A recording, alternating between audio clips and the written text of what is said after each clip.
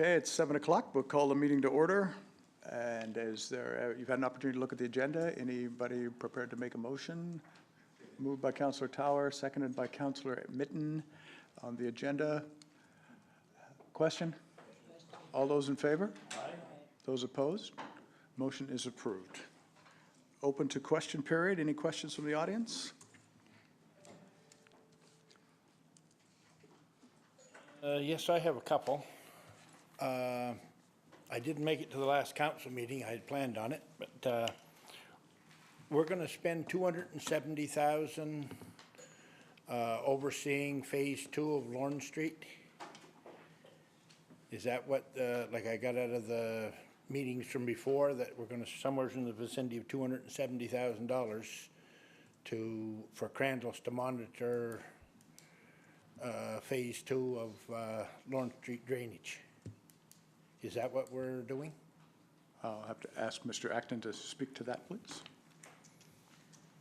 The motion was to have Crandall Engineering complete the tender package, oversee the tendering process, resolve any issues that come up during tendering process, close tender, award tender.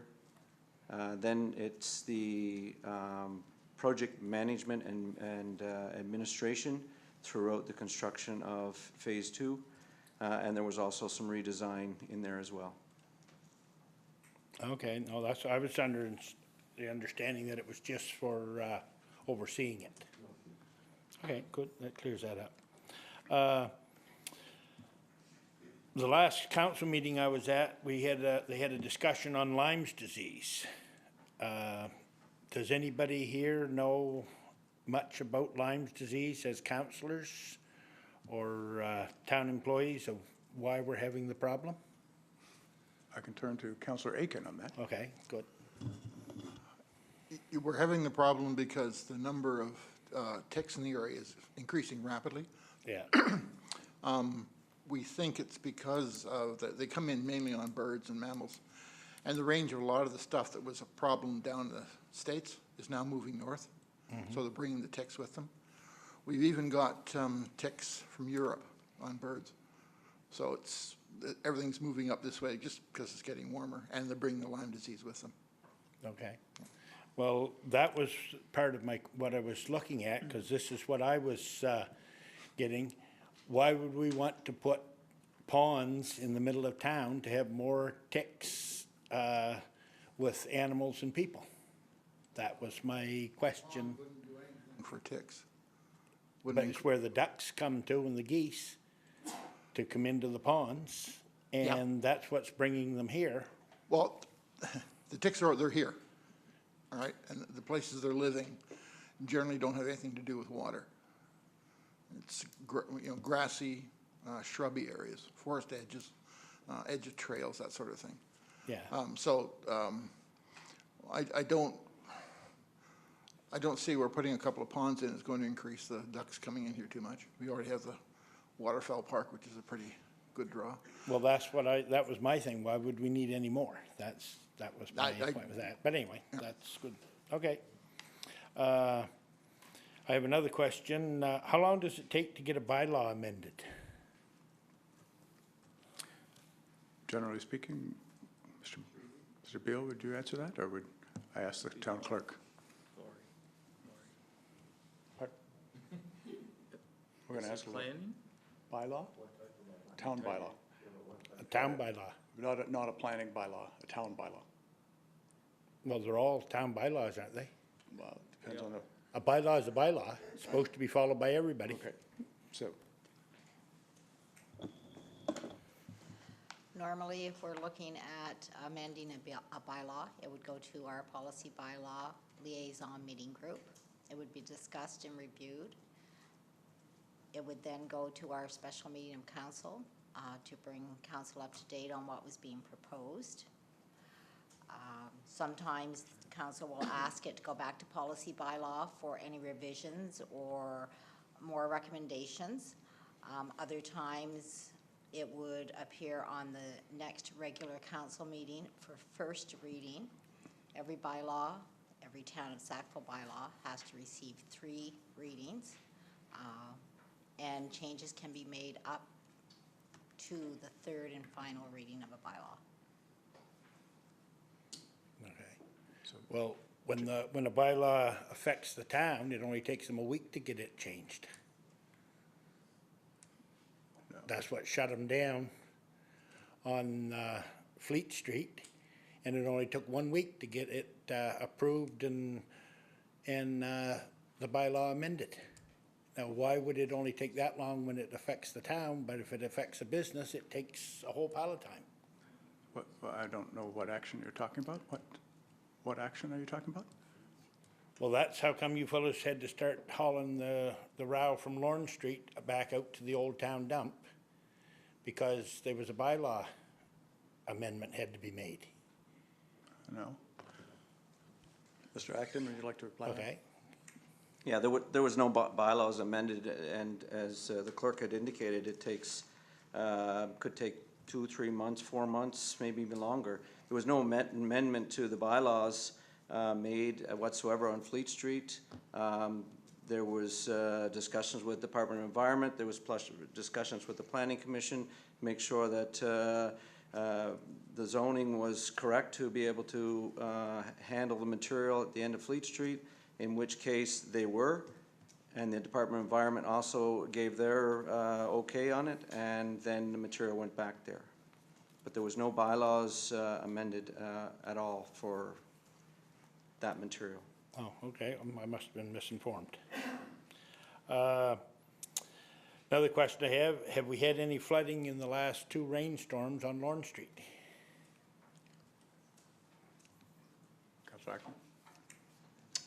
Councillor. I'm not sure what rain events you're referring to, but I recall about, I think it's been a month and a half ago on a Sunday, we had a severe rain, and yes, we had some flooding at that time. Obviously, there was no systems up and running from the reconstruction. No, but my point is that since they have dug the ditches that we were talking about, the water is getting away, and we haven't had any flooding on Lorne Street on 2 major rainstorms that were torrential downpours. No, I don't think that's accurate. Since the ditches have been dug, there was no major rain events that I'm aware of any significance, other than some rain on the last Saturday. I believe we had some rain, and the storm. Not all the storm systems are even connected to that ditch right now. So the water still is struggling to get from above Lorne, down to Lorne, through Lorne, and out to that ditch. Until all the storm systems on Lorne Street are in place, that's going to be a struggle to do that. So, and that is not the case right now today. But it's still, we didn't have any flooding on Lorne Street is what I looked at with us having put near 2 inches of rain. But anyway. Oh yeah, and like when we're talking about Lorne Street, it was told by the engineers in a meeting with somebody. They were talking and they said about Armco still flooding when they get the new project done. And they said, well, the agriculture will have to look after that. I don't think that was a very appropriate approach to take. Armco pay taxes in town as well as everybody else.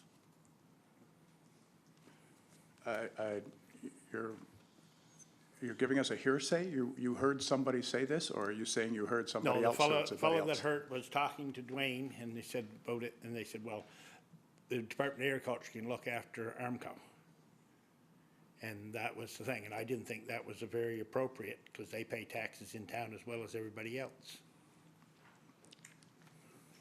No, the comments and the discussion between myself and DTI was that they needed to look at an abadeau that was further down towards Westcock that was going to handle the drainage of the marsh area behind Armtech, leading all the way around to 940, which is marshlands that I believe is owned by George Carter and many others. it was going to need to be addressed and was going to be addressed by DTI. That was the comment that was made. All right, okay, then. Good. Mr. Barry?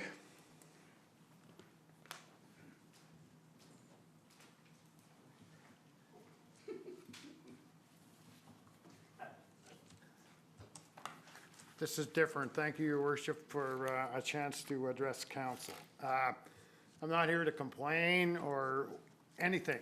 I'm here to make a comment of people in the community that may not come to this meeting all the time and have talks to me and still talks to me, I guess. I don't have a lot of bad enemies, but a few. How good the town does look. We appreciate the work that Public Works has done in painting and doing the crosswalks and doing the cosmetic things in the town that make it look like summer, and that hopefully summer's on its way. The other thing too, I'd like to say, in a group of people that I know, we would like to say thank you also to engineering and to town council and Your Worship, the mayor and staff for proceeding with Lawrence Street. It's something that needed to be done for a good many years. It's something that we've heard for years, people, that we would never solve the problem completely. But it looks like that we are trying to take steps to improve the problem. And I think the people and the majority of the people of the town would say thank you to you, Your Worship, and staff and council for that. And it was a long time coming. And I know myself, I sat in that chair where you are, Your Worship, and saw it develop and develop and put off and put off. And now we're doing something about it. And I think it's going to be for the benefit of the town and for that whole area there.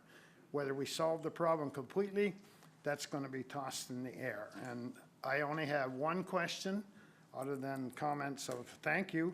It would be, I would like to address it to Dwayne. Phase 2 of Lawrence Street.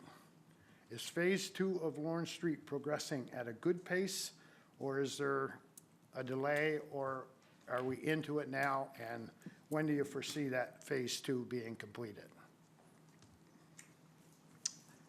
Thank you, Mr. Barry. In regards to Phase 2, we've had some delays, mainly in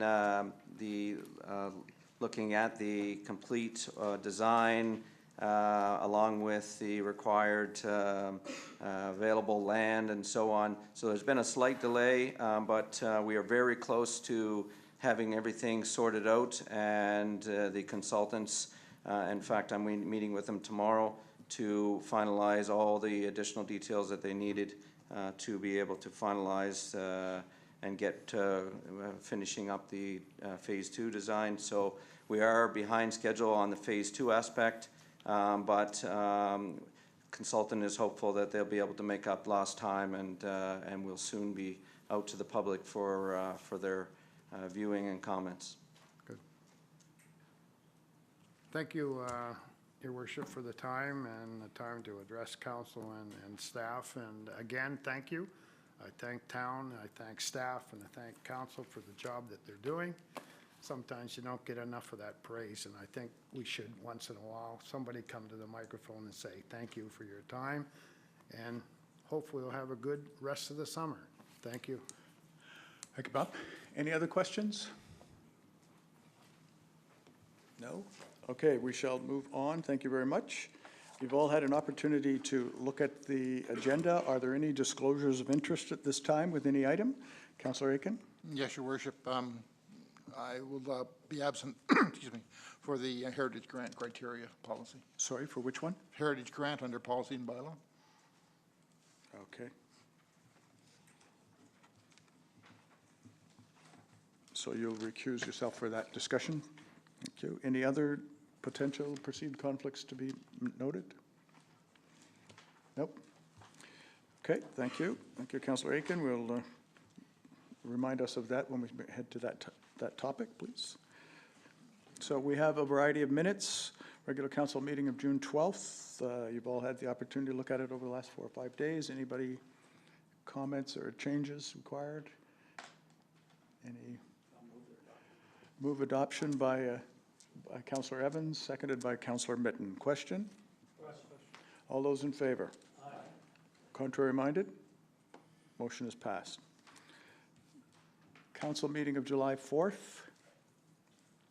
In your package on page 13. Moved by Councillor Black, seconded by Councillor Mitten. Question? All those in favor? Opposed? Motion is carried. Special meeting of council July 4th on page 14 and further. Moved adoption by Councillor Tower, seconded by Councillor Mitten.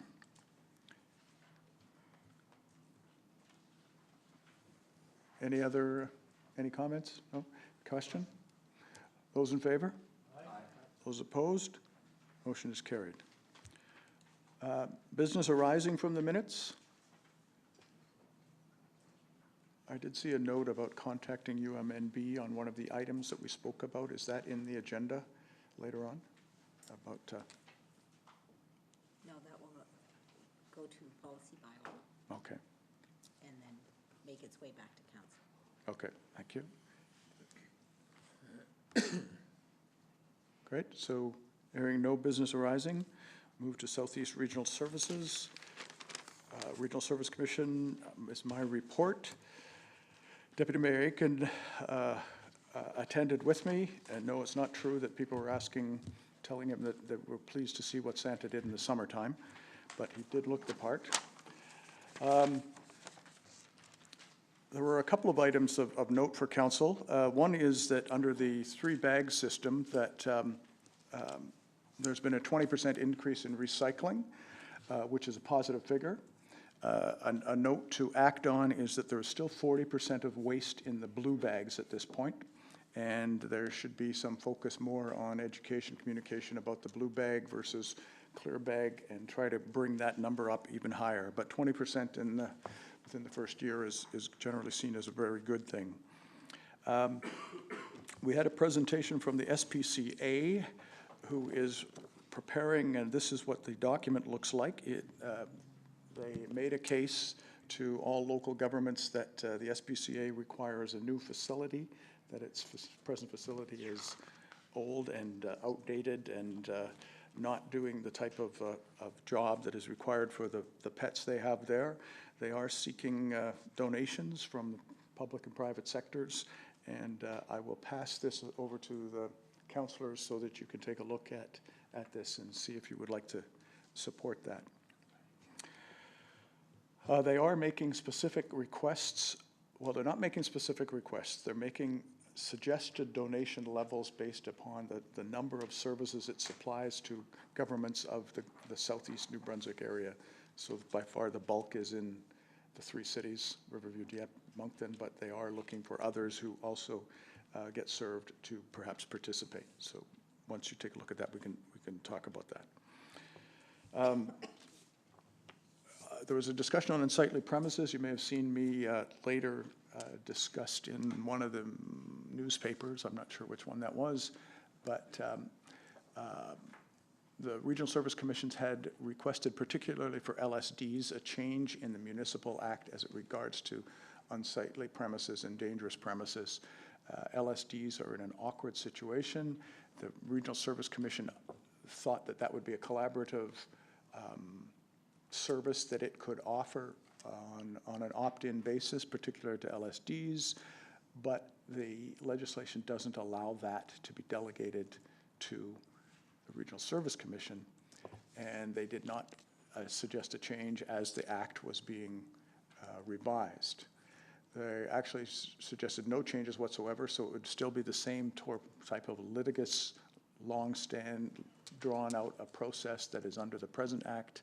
And so we've been asked, well, actually, I suggested that if there were any jurisdictions that wished to write a letter to the minister and seek some form of perhaps a regulatory change, that they should do that. And we will have a thrust of a draft letter, of the content of a draft letter from the staff at the Regional Service Commission will be circulated to all of the members of the commission to consider whether they would like to enact that or not. It would be a letter from the mayor of each jurisdiction or from each LSD, whatever the appropriate official is. So Regional tourism is starting consultations with business operators. We described before that the Southeast Regional Service Commission is looking at potentially creating at least one staff member and some standing capacity to develop a tourism marketing campaign for Southeast Regional New Brunswick that would allow it also to access matching monies over at ACOA and several other places that pay for tourism developments, and perhaps even to move towards the hotel levy that many other places have and we do not. So they're now at the stage of taking that concept to business operators in the area and getting feedback on what they feel will work and won't work, or what to look out for, and whether they would want a particular type of service from that entity if it was to go. Riverside Albert is wanted us to know, and I'm afraid I don't have the actual date, but they're having a dedication of a Acadian statue, because it was actually settled by Acadian people, and it's kind of been lost in the history, so they've actually gotten a grant and developed a monument to the Acadians in that area, and they're having a public dedication on a date that I did not note, but we can find out if you're interested in attending. Similarly, there is rumors, strong rumors, that the day before New Brunswick Day, July 29th or 30th, Dorchester will be holding a special pre-New Brunswick Day event that will involve many of the officials from the provincial government and perhaps from some other places, and we will all be invited to attend. There is as yet no specific agenda that we've seen. Lots of rumors about what might happen and what might be discussed, but as JJ was at our Canada Day celebration and went back, I think it would be good if we supported his event on that day as well. So we'll follow up, getting a little more specific, because I thought we would have a letter of invitation by now, but some of the attendees may be much more fluid than I thought. Okay.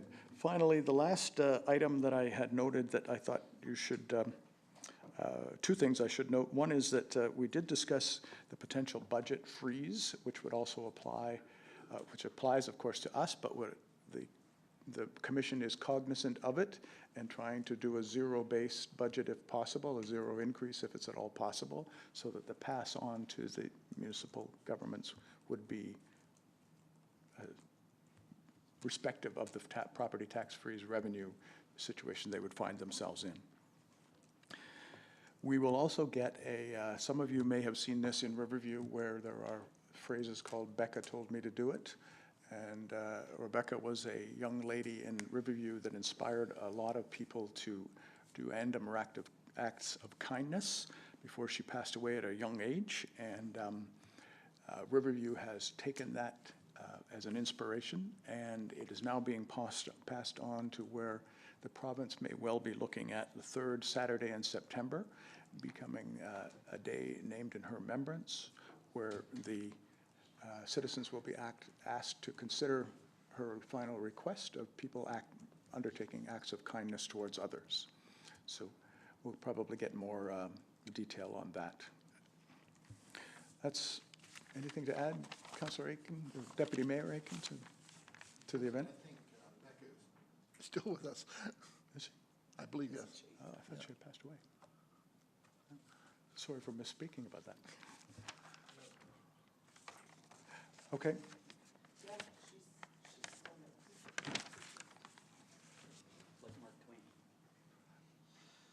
Go ahead, Councillor Evans. Yeah, I'm going to gloss over this moment, but change the subject quickly. You're talking about the LSD unsightly premises challenge, and I want to get clear what is being asked of whom, because is the Regional Service Commission being asked to do something, which is made up of appointees and mayors, or are the municipalities being asked to do something? Because this is one of the challenges with the Regional Service Commission. It's not another level of government, we've been told by the provincial government, and yet it seems to be. So if you could just clarify that, I have a second question as well. There's two items with this one. One was that I think we've had trouble with the existing process, and that was why I raised it, was that, is there any way to improve the process from our perspective? But from the LSD perspective, the Regional Service Commission had offered an opt-in service where it could do unsightly premise inventory and assist them through the process. But as it got towards the implementation, it became clear that they did not have the legal authority because that authority couldn't be delegated to a Regional Service Commission. So there were two elements in play at that point of we thought would be addressed within the change of the legislation. Neither was. Okay.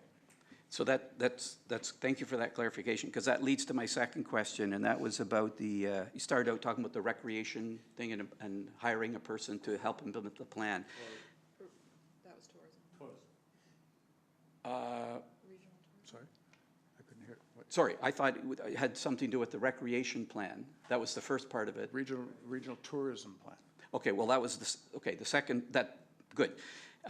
We are, under the changes with the recreation plan, there's talk of the Regional Service Commission hiring someone to do recreation, right? There is talk Yeah. of it. This talk about the hotel tax and stuff under the tourism thing is something that can only be done if the changes in the new Municipalities Act, Local Governance Act, are adopted, right? That's what would allow it. So until it's adopted, we can't do this. So they're just doing this in anticipation of those changes being enacted? One of them, there's two items. One is that tourism has not been well marketed throughout the whole province. And some of the operators were throwing up their hands and saying, we've got to do better than this. This has to be better. So the Regional Service Commission looked at could it do a Southeast branding, a Southeast marketing that would make sense, that would set a better context, that would bring more people to this whole area.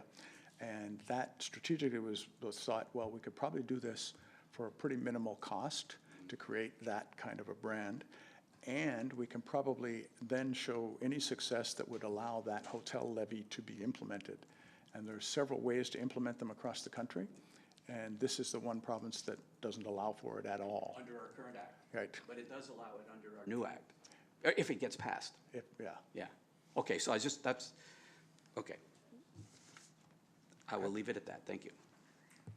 All right. Any other? No. Okay, so that's it for the mayor's reports. We'll go to the Planning Commission report. Thank you, Your Worship.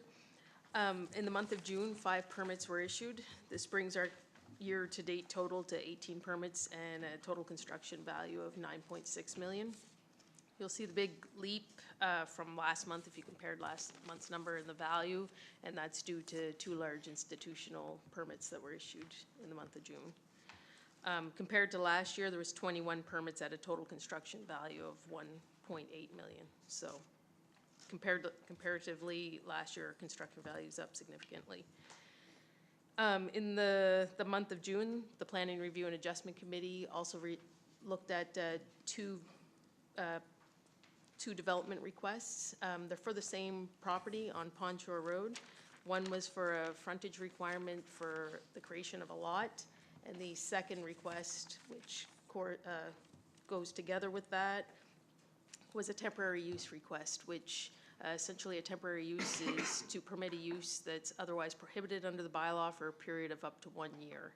And this particular case was to allow the construction of a new dwelling on a lot where our bylaw states that you can only have one.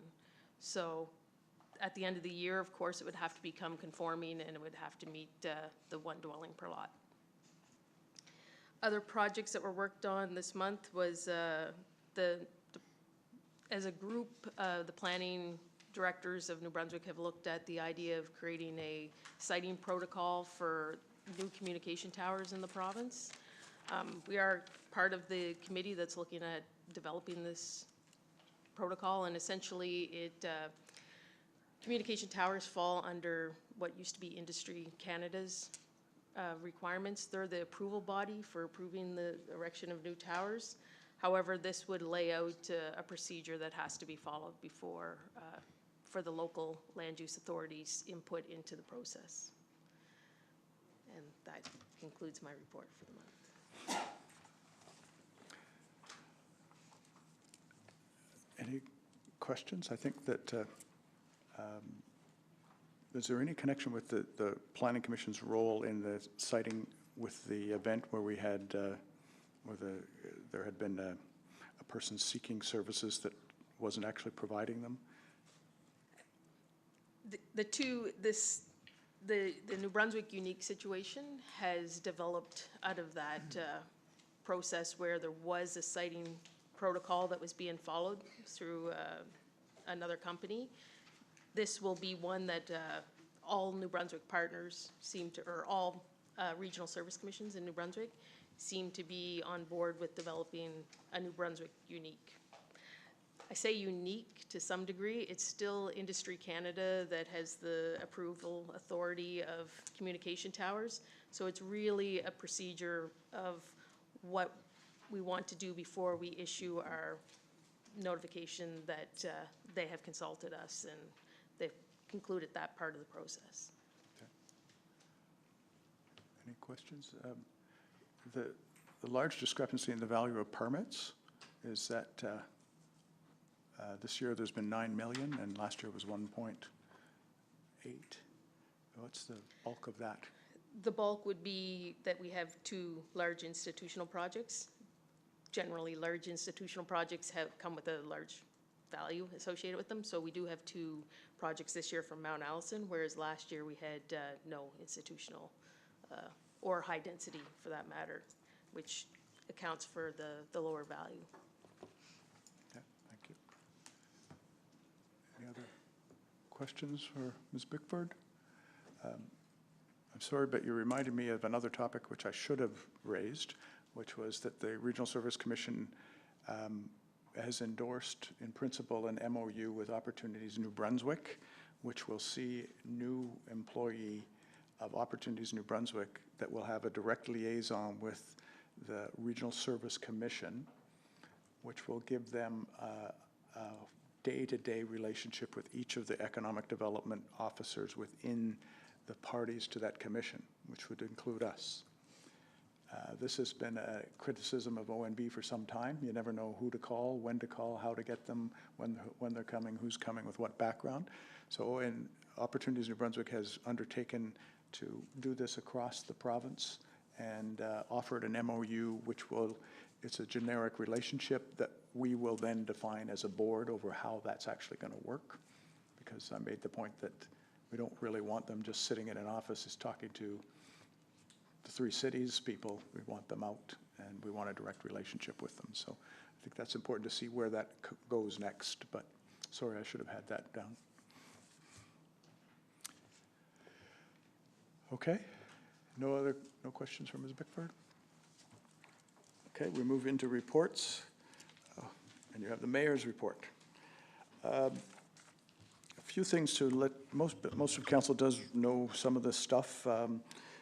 We did have, we were contacted by a person who was proposing a post-traumatic stress research center here in town.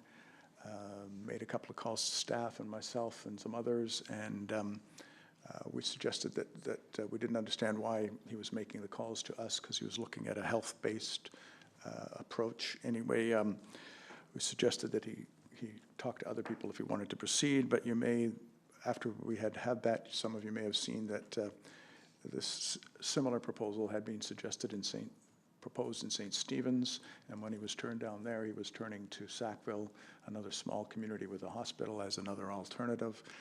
CBC did an extensive investigation into that, and you may have seen the reports on it, but in essence, some of our suspicions over some of the calls that we were getting seemed to have been confirmed in those reports. So glad we were able to recognize it early and not raise people's issues with it.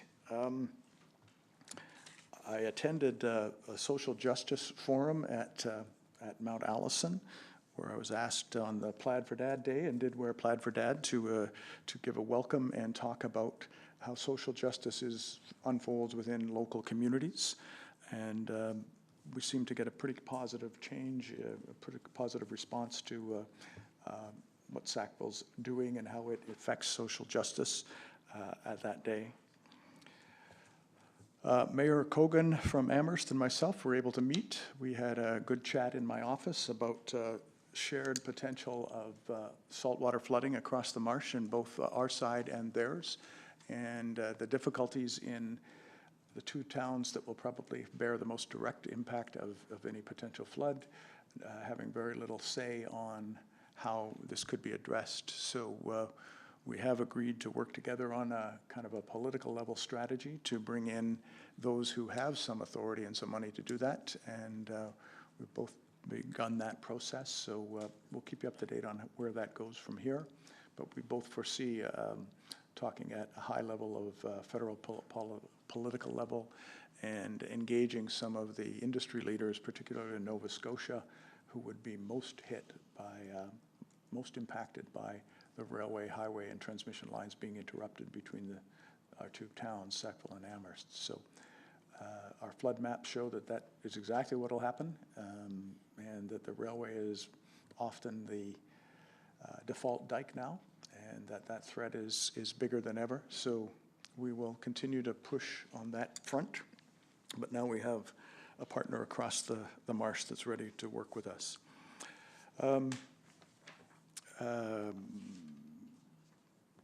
Age Friendly has provided a draft report, the Age Friendly Advisory Committee.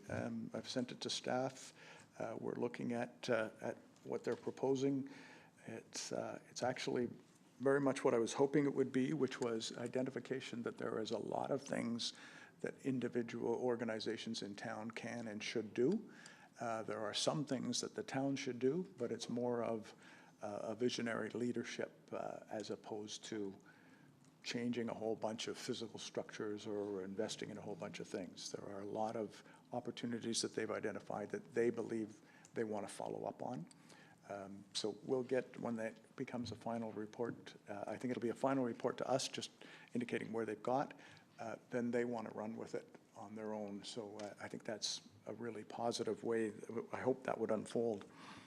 Moneris 15th anniversary, we had a celebration across the street with 3 of the senior executives from Moneris showing up from Toronto, one of whom had the pleasure of sitting beside Frank McKenna on the plane, introduced himself and said, 16 years ago you told me that if I decide to open a contact center in Sackville, it'll be a decision that I will never regret. He said, I'm glad that you are here today on the day I'm going back to celebrate the 15th anniversary for me to tell you that you were absolutely right. So it was an interesting coincidence of people and individuals for the 15th anniversary. The people from Toronto spoke glowingly of the quality of the staff, the tenure of the staff compared to their other contact centers, the quantity of work that they do, which they all get tracked, is higher here than in any other of their operating facilities.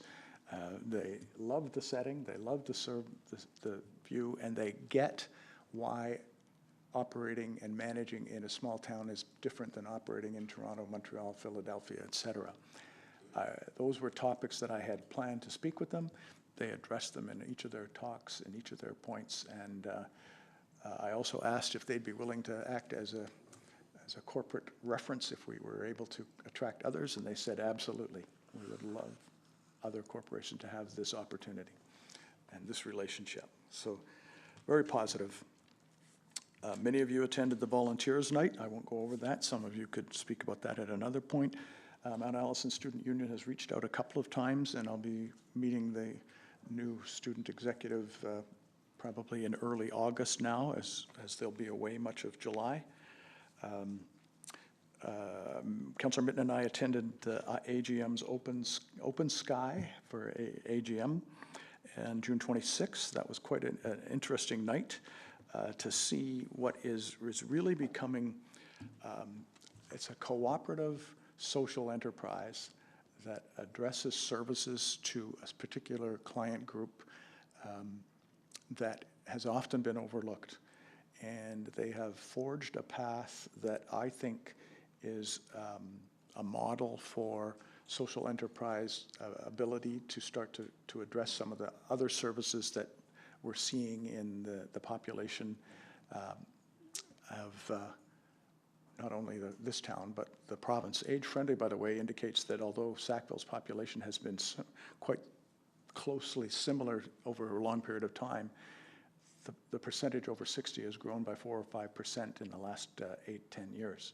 So while it's a flat population, it's an aging population.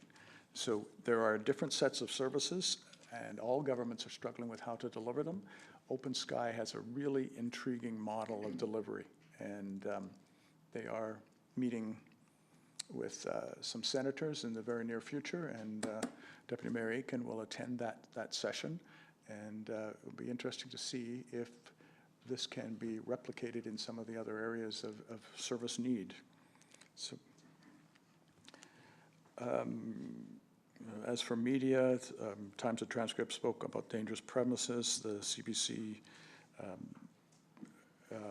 about the post-traumatic stress proposal. The Telegraph did call me and contact me through email, but they did not reply to any of my messages. We have still got ongoing discussions with Maloney, and it is in its final phases of bankruptcy. There is at least one company that wishes to take it over. There is a whole variety of procurement issues from PEI, Nova Scotia, New Brunswick, that are intersecting with their desire to create a similar transformer-based company.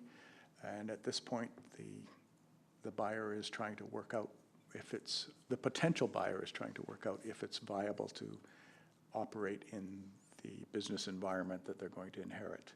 Because it's stretched out so long, those procurements have gone ahead, and of course there wouldn't have been an opportunity for something from here to have produced a submission. So we shall see in the next few weeks whether there can be an investment and save this. It would be a tragic loss of losing what's a very technical business. There is no supplier in the Maritimes now. Everything's got to come from outside. It doesn't make sense to me that we would allow this to disappear. It doesn't make sense in the long run with the climatic impacts, with the ice storms we're having. We'll be second, third on the list of supply of recipients on those events, and we'll pay a long-term price if we have to continue to import these from outside. So that's all I have for this month. Any questions or? No? Okay. We move from the mayor's report to CAO report. Thank you, Your Worship, members of council. I guess at the operational level, things are busy in all departments. I had the good fortune of being off last week to enjoy the good weather, but nonetheless, all the departments were busy, and I think that's evident in the reports that you'll hear and present later this evening. However, if there is any questions that anyone has, I'd certainly be more than pleased to try and address them.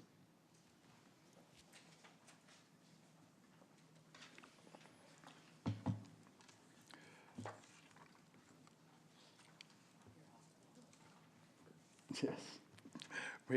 We'll move to finance and admin. Who's making the report? Deputy Mayor Aiken. Thank you, Worship. I move the council accept the bills and payroll for the month of June 2017 as follows. General government, $601,666. General capital, $119,080.64. Utility government, $172,966.51.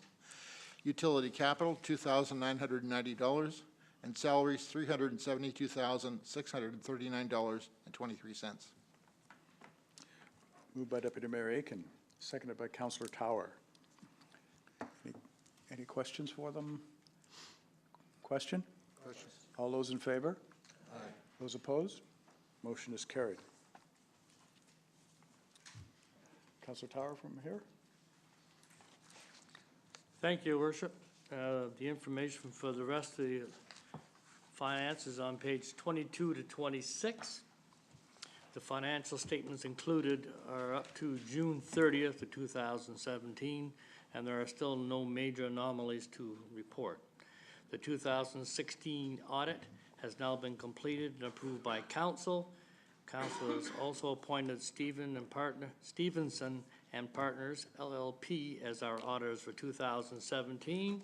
Copies of the audit have been sent to the province for their review and approval, as well as to the bank for their review. We finished 2016 with a surplus in the general revenue fund of $64,316 and the utility revenue fund of $21,083. These amounts will be recorded as revenue in the 2018 budget.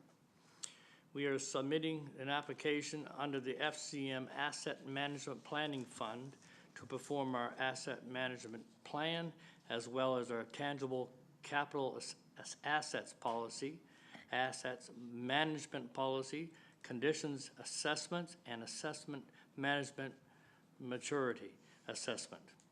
If successful, FCM will cover 80% of the cost of these items. Submissions will be made in early June, and we should hear back in early July, pardon me.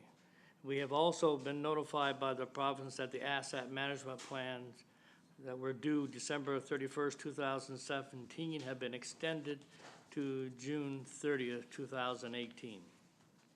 Water bills were read on Friday, June 30th. The billing period of April 1st, 2017 to June 30th, 2017.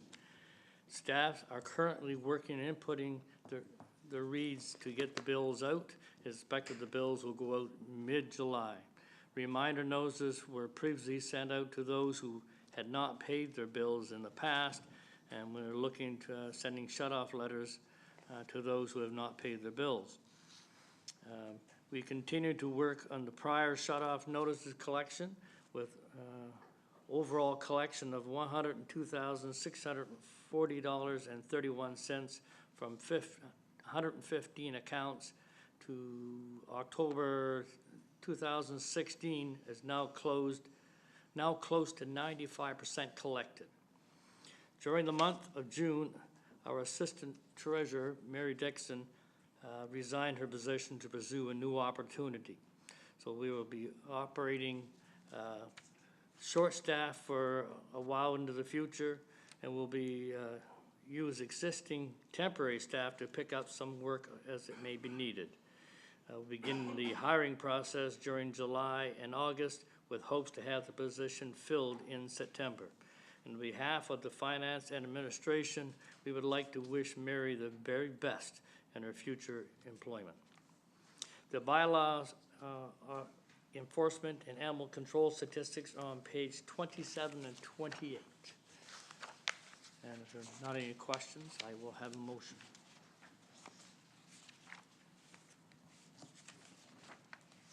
No? Okay. Plunk. Be it resolved that that council directs staff to apply for a grant opportunity from the Federation of Canadian Municipalities, the Municipal Assessment Management Program for the project Asset Management Capacity Building in Sackville. Be it therefore resolved that Sackville commits to conducting the following activities in its proposed project submitted to the Federation of Canadian Municipalities Municipal Management Program to advance our asset management program.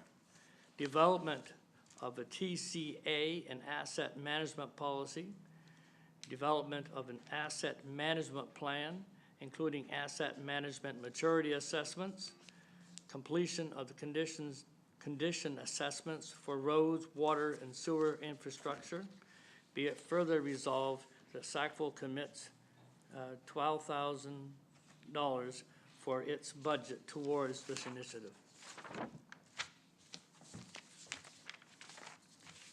Moved by Councillor Tower, seconded by Councillor Evans.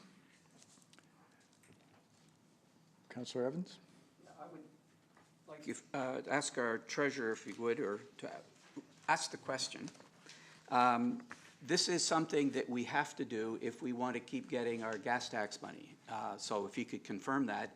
And the fact that the FCM is encouraging communities to do this, and to the tune of being able to help us fund it, if you could confirm those two things that make this seem rather good news. Correct. In order to be eligible for gas tax funding, which is $391,000 per year right now, we need to have an asset management plan in place. The province had the deadline of December 31st of this year. That has since been extended to June 30th, 2018 to have that in place. Otherwise, we will not receive our portion of gas tax funding. Part of the PSAP 3150 implementation that took place in New Brunswick in 2012 was having management of assets as well.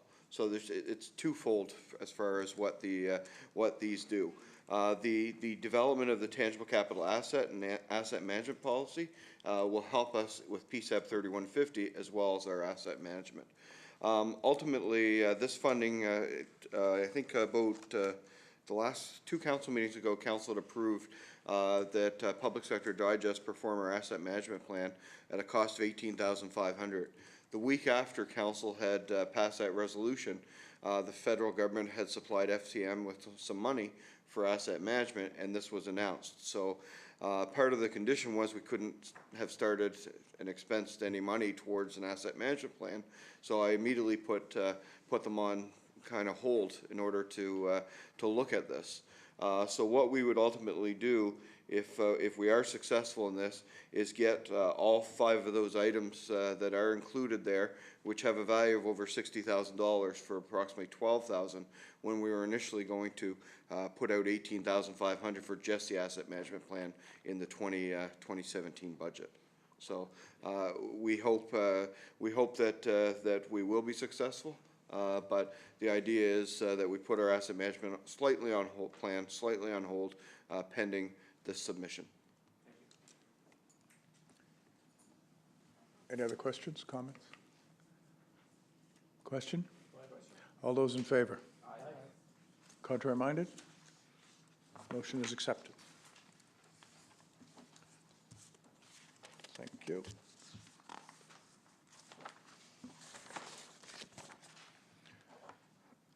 Next report, Tourism and Business Development. Councillor Mitten. Thank you, Your Worship. The report for Tourism and Business Development starts on page 29. And the month of June was a very busy one for the department.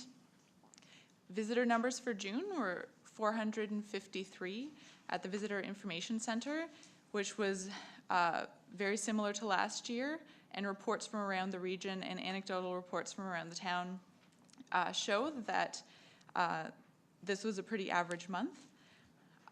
The department is pleased to welcome students Joe Caswell, Jessica Grant, and Adam Lee to our Visitor Information Center staff. We are now at our complete complement of 6 summer staff. A 13 Ways to Kill Your Community and Creating Local Prosperity event was held in early June at the Vogue Cinema.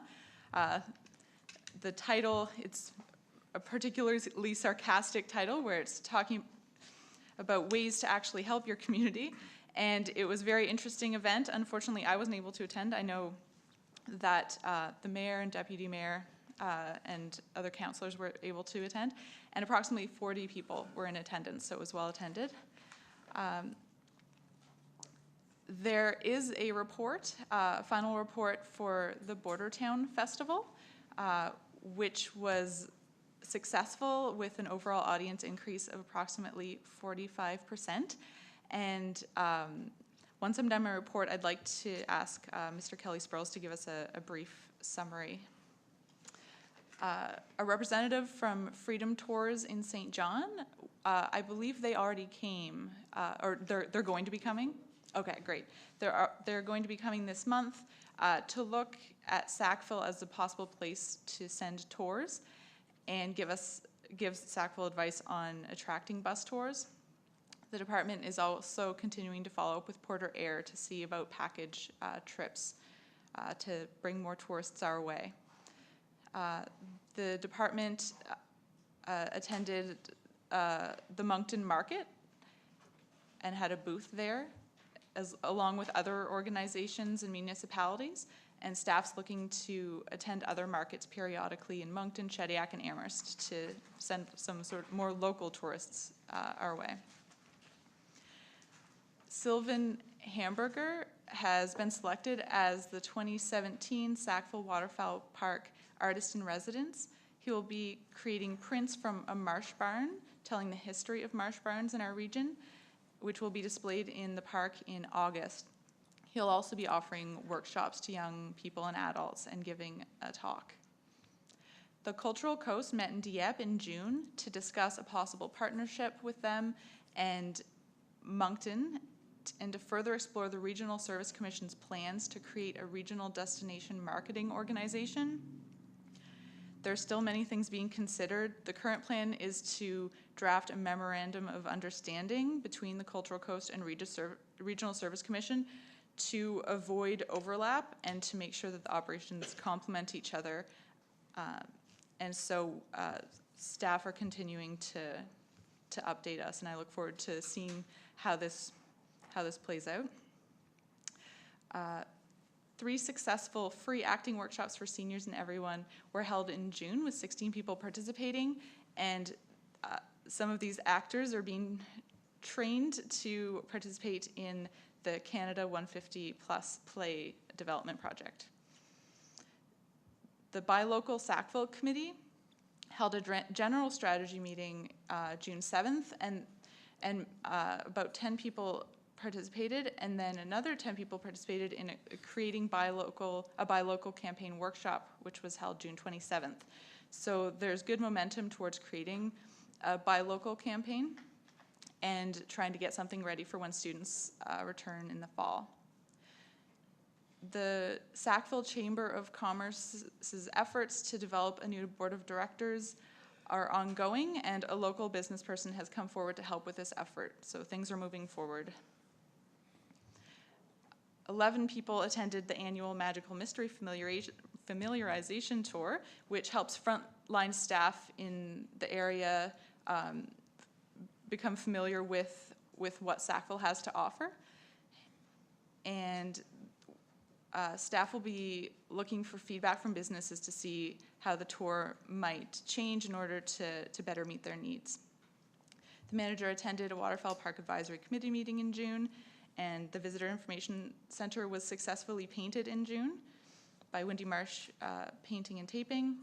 Business of the Week program is commencing again this month. And finally, the replacement of the highway sign is in the works. Calls for quotes and proposals are being processed, and hopefully we'll have a new image coming to the August council meeting. And I'll ask Mr. Kelly Spurls to give us a bit of a brief report on Bordertown Festival, please. Thank you, Councillor Mitten, Your Worship, and other councillors. I'll just give a few brief highlights, and I'd be glad to answer any questions about this or any other things in my report as well. So the festival happened May 4th to 7th this year. It's our 3rd edition. Of course, the festival is intended to highlight some of our great galleries, local businesses and restaurants to visitors and locals alike, but especially to visitors, hopefully to draw people into town. This year it was the biggest one yet. Last year we had 19 partners, and this year we had 22, which is a nice little improvement. We had also quite a significant increase in attendees. It looks like we're up about 45%, and it's a similar mix in previous years. Between a quarter and half of them are from out of town, which is also, I think, we're quite pleased with that. We felt that having a well-known headliner this year was Lenny Gallant attracted more attention to the festival, which also, I think, led to more people coming. Also, we had a nice variety of events this year and more activities for children, which I think was quite popular. We were also helped to some extent, I think, by there was a large gymnastic tournament in town that weekend, so I know there were some people from that who came out to some of the events. Everything ran quite smoothly this year, and I think a couple of the things we had identified as needing to be improved from previous editions were improved. We had very little in the way of constructive criticism this year, which is great. It's hard to judge the economic impact. Again, we had considered bringing in someone to do a small study, but because of the gymnastics competition that was going on at the same time, we thought we wouldn't really be able to judge what the impact was from the festival versus the gymnastics competition. But we do know that we had all positive feedback from our partners in terms of the business that was there over the weekend, and all the events were generally really well attended. This year, our total expenditure on the Border Town Festival, including money that we gave to our partners to allow them to bring in bigger acts and a variety of acts, as well as all the publicity in the brochures, was about $14,377, which is down about $3,000 from last year. And the main reason for that is that we did less advertising in newspapers and instead did online advertising, which again may be part of why we attracted more people. We've done some post-mortem in terms of asking questions and speaking with our partners and some people in the public. The feedback seems to be very positive, and there seems to be an interest in doing the festival again next year if council decides that it's worthwhile to put the money towards it. So I'd be glad to answer any questions about this or any of my report, as I mentioned earlier.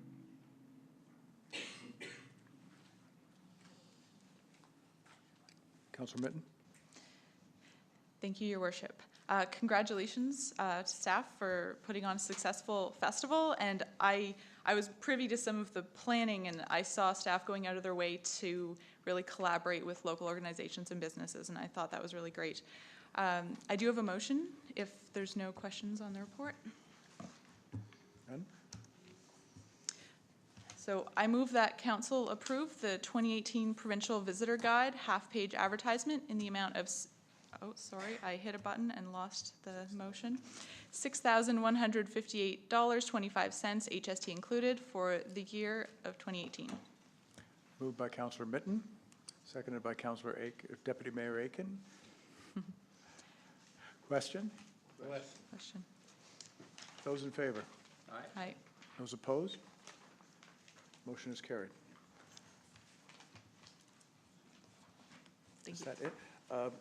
Councillor Mitten, just one other thing that, again, I perhaps should have had in my mayor's report, but when I attended the high school convocation, it struck me the 13 Ways to Kill a Community. One of the items raised was how you treat your youth, and the suggestion that there should be some more formal communications. So after it, I spoke to the principal of Tantamar and said that I'd like to find a way that we could meet with some of your students at either as they enter grade 12 or perhaps at some other opportune time to talk about what is it they would need to stay here.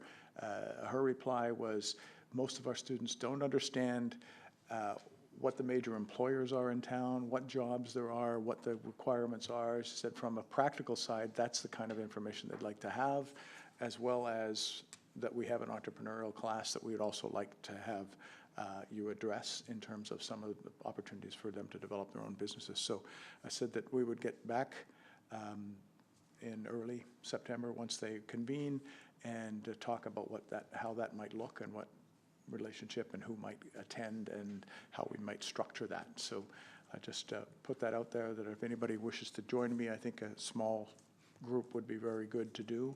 And I think she's talking a little bit about a grade 9 entrepreneurship opportunity and a grade 12, what is it you're doing next and what is it that you would need to stay here. So think about that. Thank you. Any other comments for the tourism and business development? No? We'll move on to public properties and facilities. Councillor Tower? Thank you, Your Worship. The information starts on page 36 and goes on for quite a while. Yeah.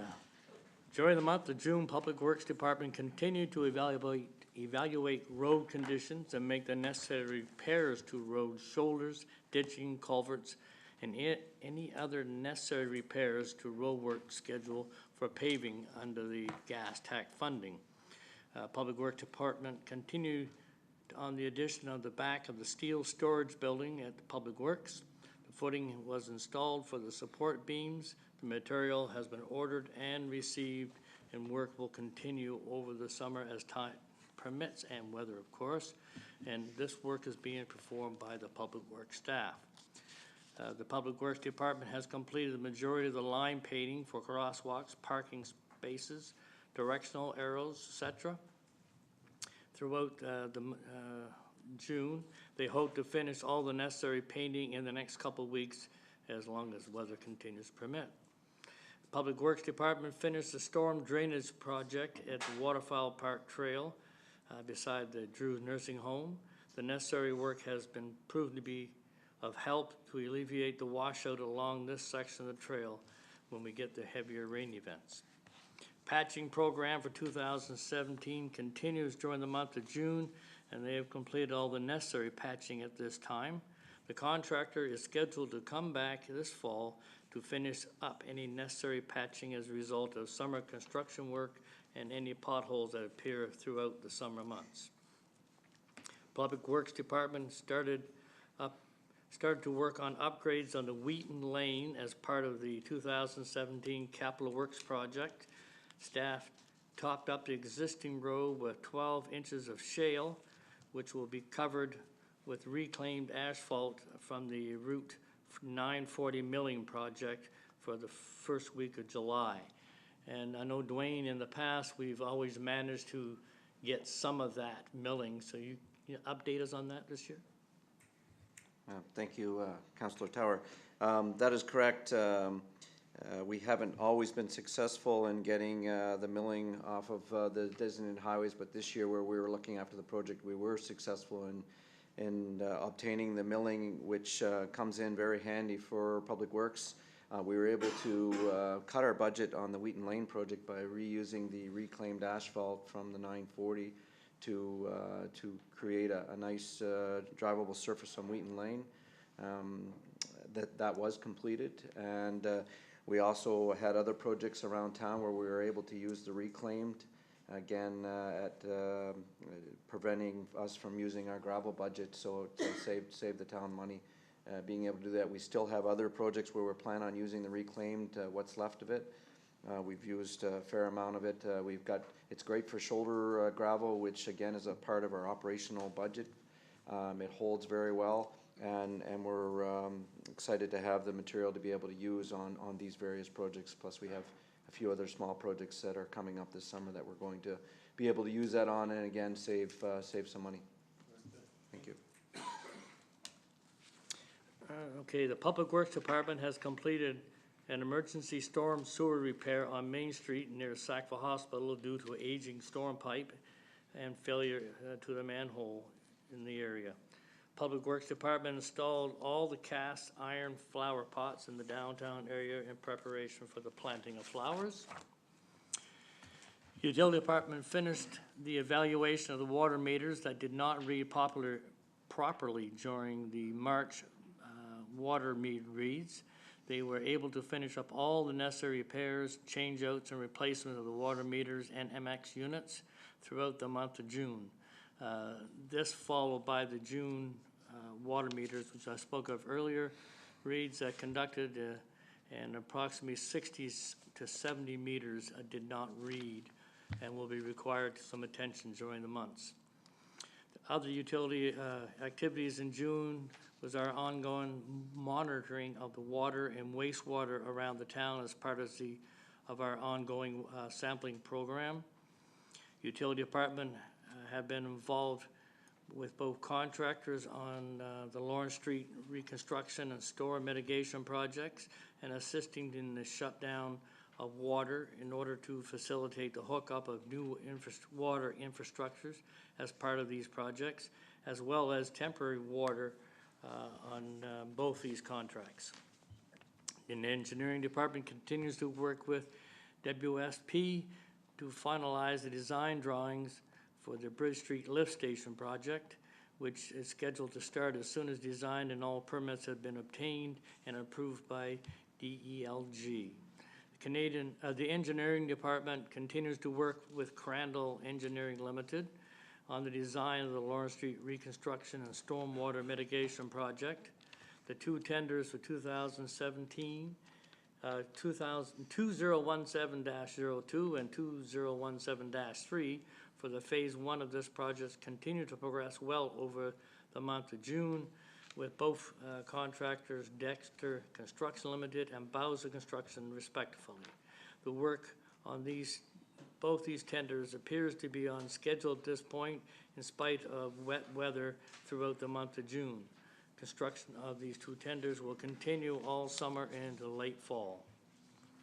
The engineering department issued a tender for the supply and installation of the new Sackville Arts Wall, which closed on June 27, 2017. There was one tender received during the tendering process, and this tender was evaluated and accepted as submitted. A motion will be coming on that tonight. The engineering department evaluated options for bulk purchase of road salt in preparation for the winter controls. We have determined that it is the town's best option for road salt is from Windsor Salt of Pugwash, Nova Scotia. The town is looking to purchase our road salt from Windsor for the 2017-18 season, and a motion will be coming for that. The Tanamar Veterans Center, there were a couple meetings and training sessions held in June, as well as a wrap-up of the lacrosse season. Building and property maintenance is ongoing, and if anybody wants to rent rooms or the arena floor, just contact booking at sackville.com. The Municipal Parks and Facility Department would like to welcome our 4 newest students who will be working in the parks this summer.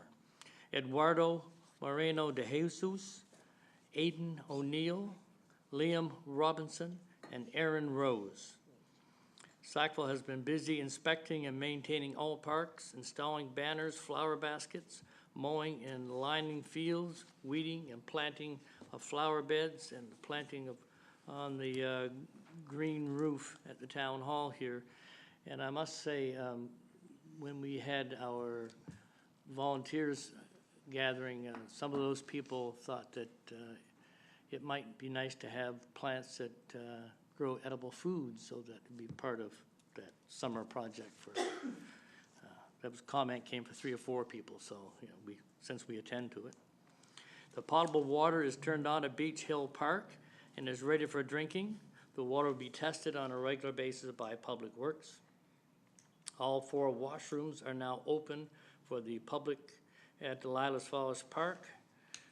The lifeguards are now on duty at Lilas Fawcett Park 7 days a week until the end of August. As a reminder to the public that the boat docks are for loading and unloading boats only. You have to keep the area clear for our emergency service personnel so they can make a quick access to any emergency.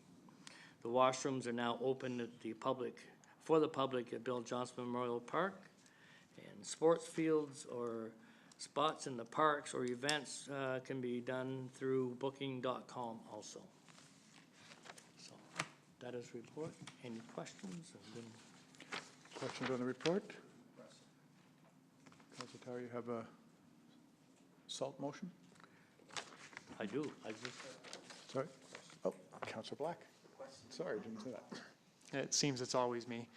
I just had one, it was more of a comment, but about crosswalks, and it seems everybody in town is concerned about crosswalks. But a few people have asked me about the crosswalk near the Presbyterian Church on Bridge Street, that a few people had been, well, in their words, almost hit by cars crossing there because it comes down the hill on Bridge Street. Can you tell me anything about the assessment on that crosswalk, and actually also the duck crosswalk that's in front of the Scotiabank? Often people say that the yellow areas that are marked off are being parked in quite often for people to just pop into the bank and such. Thank you, Councillor Brack. In regards to the crosswalk on Bridge Street, as council is well aware, I've been evaluating crosswalks for some time, and we're making some changes as time and finances permits. That was actually a crosswalk that we were very concerned about. It is not well lit because the crosswalk is actually not near a hydropole, so we can't put a light there without putting an additional pole. It does, we are coming over the hill, which is another concern, which is obviously what we're hearing from others as well. And as a result of that, we've selected to eliminate that crosswalk. Now, having said that, we had to temporarily use it this week because of the construction, so some of you may have seen some temporary crosswalk signs there, but we didn't want the pedestrians coming down and then coming right into that construction site on the, right at the intersection of Lauren and Bridge, so we didn't have a choice but other than put up proper signage for right now. But the crosswalk has been eliminated or will be eliminated. I've spoken to the church as well, and they agree with the findings and didn't have any major issues with that. So once this work on Bridge Street is completed and we're able to get the pedestrian traffic straight through, those signs will be removed. And you probably noticed that we didn't repaint the crosswalk and we've removed the signs other than they're temporarily been put back. So. Okay. As far as the crosswalks at the Scotiabank, we have had discussions with the bylaw officers in regards to trying to police that more often, to ticket cars who think that it's a good place to temporarily park while they walk in for their coffee or go into the bank. And so we're aware of that, and we're hoping that the bylaw officers may be able to deter people from continuing to park there. But we would ask for safety reasons that people not park there because it does impede the visibility of other cars seeing pedestrians waiting to cross the road. So, thank you. Councillor O'Neill? Dwayne, I was just wondering, have you ever thought of using like a post with a solar panel on it that would, if somebody's crossing there, your solar panel will give you the light? I've seen those work and they're fantastic. They can really drive a light there to tell somebody coming over the hill or whatever that there is a crosswalk there. We have looked at that option. The solar option is out there. It's very expensive, and of course you're always at the mercy of Mother Nature and the sun, and other experiences that we have, at least within the town, on our solar panels, i.e. the highway sign didn't work well, and other lagoon solar panels didn't work so well. So we're a little bit leery about whether the solar would be able to provide us with the necessary lighting there. Again, there's other reasons why we prefer the crosswalk not to be there. Lighting was just one, but the visibility coming over that hill is a concern for us as well. And if you look at that crosswalk, you can continue down the road about another 100 feet or so, and there's 4 crosswalks to cross there. Anybody coming out of Squire going into town can continue down and cross further down. So there's other ways for pedestrians to get into town and get from one side to the other if they so wish. Thank you. Councillor Mitten? Thank you, Your Worship. While we're on the subject of crosswalks and traffic, some constituents have talked to me about that stretch of Main Street. And there's the crosswalk at one end in front of the church, and at the other end near, where campus is, near Windsor, before the corner. And that straightaway, cars are just speeding like crazy, and the crosswalks are kind of unsafe. And so I just wanted to bring that up, that I've been hearing about sort of really unsafe traffic in that area. Thank you. I'll pass those comments on to the RCMP, and perhaps they might be able to address the speed issue hopefully there. Thank you.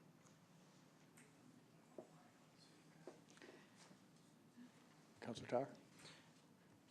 Thank you, Your Worship. I move that council approve the bulk salt supply agreement with Windsor Salt Limited for the 2017-18 winter season in the amount of $70.88 per metric ton delivered between 960 to 1,440 tons of road salt, and authorize the staff to execute the necessary agreement. Moved by Councillor Tower, seconded by Councillor Finney. Yeah. Okay, we'd like to address why we just had Windsor and, Mr. Acton, Oh, would you like to give a little context Yes, to this? yes, I can.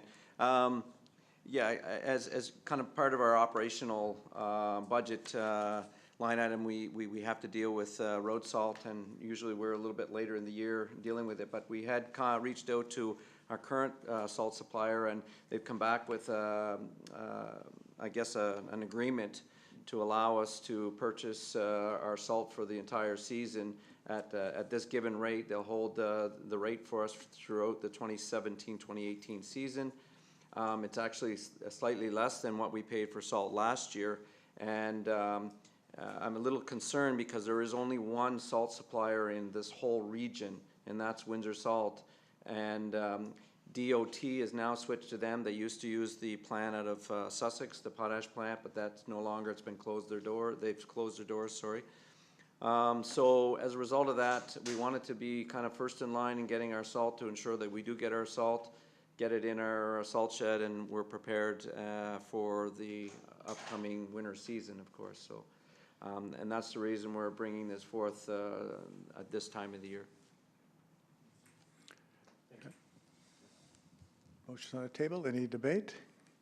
Question? All those in favor? Aye. Those opposed? Motion is carried. Mr. Acton, give a context for your Yes, I next do. motion, Yep. please? Thank you, Your Worship.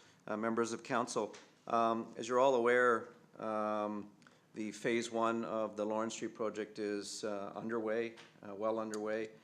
Things are progressing well there.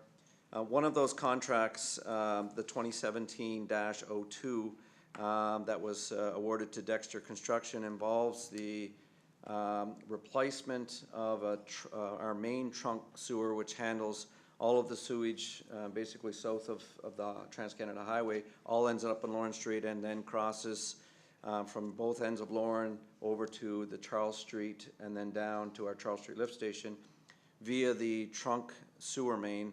And that trunk sewer main currently runs down St. James, and then it cuts out into the marsh area and across private property and ends up over on Charles Street.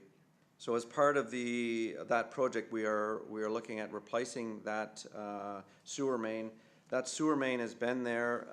It was installed in the early 70s, so it's been there well over 40 some years in its existence. We did not have an easement. We could not find documentation where we had proper easements years ago. Easements were probably done by handshake back then. But the trunk sewer is there, has been there, and needs to be there because of the topography and the elevation and the flow of sanitary sewer. We've been working with the property owner, one particular property owner in that area, to gain an easement and permission to go across their property. And again, we're trying to get proper easements nowadays so that in the future, if we have to go on and do maintenance, we have the ability and the right to go on and make repairs to our critical infrastructure, which is this. One property owner has not been cooperative at all, and we've made no headway with them to get an easement permission of any sorts to be able to replace this section of trunk sewer. This trunk sewer is part of Phase 1, which the contractor is ready to do probably within a week or two, ready to start that section. Up till last week, we have not made any headway at all to get any permission whatsoever to replace this existing main or get an easement to be able to cross this land. Having said that, we did have a meeting on Thursday of last week, and the property owner we're in discussions with them on an actual easement, and we think that we may be able to address it that way. But time will tell whether we can get the proper easement there. And the only other option is the expropriation of that. They're aware of that. We've had that discussion, and we will have further discussions and hopefully be able to resolve it through an easement in in the future weeks or week. Thank you. Thank you, Dwayne. Whereas the town of Sackville is proceeding with the Lawrence Street Stormwater Mitigation Project, and whereas the town of Sackville infrastructure currently crosses certain private property and will continue to occupy this property after the completion of the renewal project, and whereas repeated attempts to come to terms with the owner of said property have not been successful, and whereas acquisition of said property is essential to the renewal project and the ongoing proper provisions of water and sewage services by the town of Sackville, be it resolved that barring an acceptable arrangement being reached with the owner in interim, the town of Sackville proceed immediately with the expropriation of the real property owned by Ms. Nancy Reed, located on Charles Street and bearing PID number 701-27725 in accordance with the governing legislation. Moved by Councillor Tower, seconded by Councillor Finney. Open for comments? Questions? Is there any questions? Question? Those in favor? Aye. Those opposed? Motion is carried. Next report is recreation programs and events, and Councillor Butcher. Thank you. We were not able to meet in the month of June, but we were updated by email from Mr. Pride. So highlights of this, the Sackville Street Chalk Art Festival celebrating Canada's 150-plus years will take place August 25th and 26th of this year. There will be 2 featured artists and many additional artists besides, live music, kids workshop, a chalk free-for-all area, and plenty more, so that will be something to look forward to. Our full summer program and events guide is now online at sackville.com, and many of our programs are full, but we're still accepting registration for Paintpocalypse, Girl Empowerment Camp, Trailblazers, and our end-of-summer bus trip. Despite poor weather, our Canada 150 Plus Canada Day event was a success. There were about 200 people taking part in the celebration, and staff worked with the farmers market to accommodate both. The 3rd annual Beach Hill Park Challenge will be held on July 29th, and there's going to be some great draw prizes, including a $650 bike voucher from the bike specialist in Amherst. Indoor pickleball has ended for the summer, but players can still play outside on Tuesdays, Thursdays, and Fridays in the morning from 9 till 11. And the Bike Without Barriers accessible bicycle has been ordered and will arrive in late August or early September. Anyone wishing to volunteer to pilot the bicycle should contact Town Hall for information on training. And there was a private awards reception held on June 29th to honor this year's volunteer award recipients. Decade of Dedication Award went to Matt Estabrooks, Lou Lamb, and Brenda Allen. Long-Term Service Awards went to Paul Bogard, Elaine Smith, Janet Geyer, Joan Kant, Sheila Parker, and David and Diane Fullerton. Golden Long-Term Service Awards went to our own Joyce O'Neill and Alan Pooley. And for the first year, we recognized a Titan, a graduating student, Titan Community Achievement Award, and that went to Olivia Tower. The Sackville Arts Wall Committee is proud to announce the 2017 Arts Wall inductees. For Arts Builder, it's Mary M. Connolly. For Visual Arts, it's Thaddeus Halonia. For Performing Arts, it's Julie Dorion. And an induction ceremony will be held on October 1st at the Sackville United Church, and there will be more details to follow. Our 17th Fall Fair will be on the 14th to the 17th of September, and this year we're going to have bubble soccer. Fireworks will be at the high school this year. Kenny James will perform, Brian Mallory, ECMA nominees Wolf Castle and Colorado, and there will be a newly revamped Family Day at the Doncaster Farm. Work has begun on the 2017 Pride Parade, and the parade will take place in September, but the date hasn't been determined yet. Wild Wonder has been successfully operating a forest school program at Beach Hill Park over the last several weeks. There have been 8 preschool children enjoying the benefits of the outdoors 2 mornings a week, and we look forward to continuing to support Wild Wonder moving forward. And the Southeast Regional Service Commission has begun the first phase of implementing their recreation master plan, and they will be consulting with regional recreation professionals to create a job description for a future coordinator position. And that is my report. I have a couple of motions if there's no Any questions. questions on the report, Council? Councillor Evans? Yeah, I had a question, but Matt may be the only person who's going to answer it. I'm just wondering where you play pickleball outside. In Bill Johnstone Park on the tennis courts or something? Is that right? Okay, good. So public service announcement. I just want to make a general comment. I'm really impressed with the stuff that's going on in this town. I mean, this is a treat to read this every month, all of these things. And just to comment on the volunteer recognition event, as I think everybody who thinks about it knows, a lot of stuff, even though the town sponsors, organizes a lot of stuff, it wouldn't happen without volunteers helping as well. And it was a really nice event to honor those people who make so many things happen. And I really liked the way some of them were really embarrassed. Like they didn't want to be thanked. They're used to doing stuff for other people. And it was really nice to see them, oh, stop making a fuss about me. Let me go back to doing stuff for other people. I was really impressed. So I just want to comment generally on the programs and services that we provide. Thank you, Councillor Evans. Motions? Okay.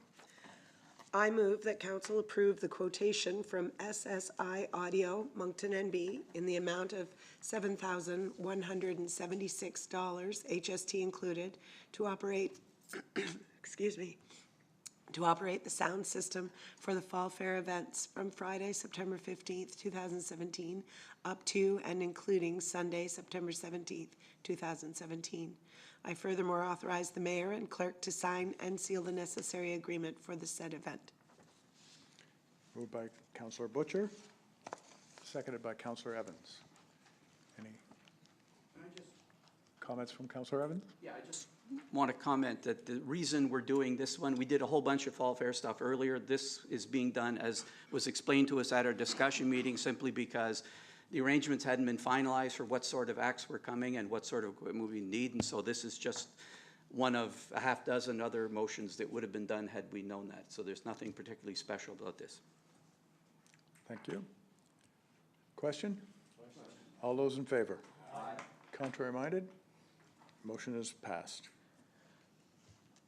I move that council authorize the closure of Main Street from Donald Harper Road to Station Road, as well as Church Street from McPhee Lane to Main Street on Saturday, August 18th, 2017, from 8:30 a.m. till 12 noon in order to facilitate the Sackville Swim Club Triathlon. Moved by Councillor Butcher, seconded by Councillor O'Neill. You're challenging each other to go in the triathlon? We had a detailed description with aerial photos and describing that. Was anybody, any other questions remaining from council? Question?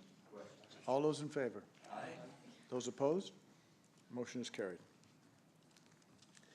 And I move that council award tender number 2017-12 for the supply and installation of the new Sackville Arts Wall to Beach Hill Landscaping, Sackville NB, in the amount of $41,434.50, HST included. Moved by Councillor Butcher, seconded by Councillor Tower. Councillor Evans. Again, I would like to take this opportunity to thank the United Church for hosting the wall long after they purchased the building and giving us time to plan for a place to move it. I think that was gracious of them. Most people, when they sell a house, don't let you keep your artwork on the wall for over a year, so I'm glad of that. I'm also glad that we're we found a nice place to put it, and it's come together nicely with the grant. I'm jumping the gun, but we're getting a grant to help do this, so I'm just pleased. So anyway, thank you to the United Church for being patient. I'm pleased about this project. Is it 150? Can I ask Mr. Burke, which grant was partly covering this or fully covering this? Thank you, Your Worship. Councilor Evans is correct. The Canada 150 program for municipal development to commemorate Canada 150, that was part of our application. So we received a $15,500 contribution towards this particular project. And the criteria, maybe some people don't understand the criteria for the 150. Could you just remind us of the legacy commitment? Yeah, you're stealing my lines for later, but no, you're correct. Every grant we apply for comes with certain criteria. So we, as part of the drafting of a grant application, we always need to be mindful of what those criteria are so that we can put ourselves in the best position to access money, whether that be from the provincial or federal government. So the Canada 150 grant, which we successfully received, was very specific about downtown type development, and it wasn't about roads or patching roads or rebuilding roads or assisting with affordable housing or the food bank, et cetera. This had to be projects that people could see, touch, and feel and experience, and part of that was to celebrate Canada's 150th birthday. Thank you. Question? All those in favor? Aye. Those opposed? Motion is carried. Thank you, Councillor Butcher. Public safety? Thank you, Your Worship. I'll be doing the one for the fire department. The Sackville Fire and Rescue responded to 9 calls during the month of June, which included 3 commercial fire alarms, 1 residential fire alarm, 1 flue fire, 1 motor vehicle collision, 1 electrical fire, 1 utility pole fire, and 1 lightning strike. The calls for service to date in 2017 are up 18 calls compared to the same time frame of last year. Training sessions took place during the month of June.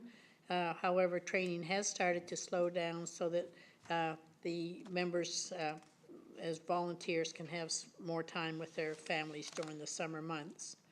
Currently, the force has 42 professional volunteer firefighters and 3 new prospective members who are on a waiting list. Of course, they finished the breakfast program at Salem School, which they enjoy doing, I think, because they know how well the children look forward to their pancakes every Tuesday morning. We're reminded that once again they're having the truck draw, and tickets are out and around the business community. And just a reminder that we encourage everybody to pick up several. Is that right, Chief? Several. Several tickets. Just a reminder, rubbish fires are strictly prohibited within the town limits.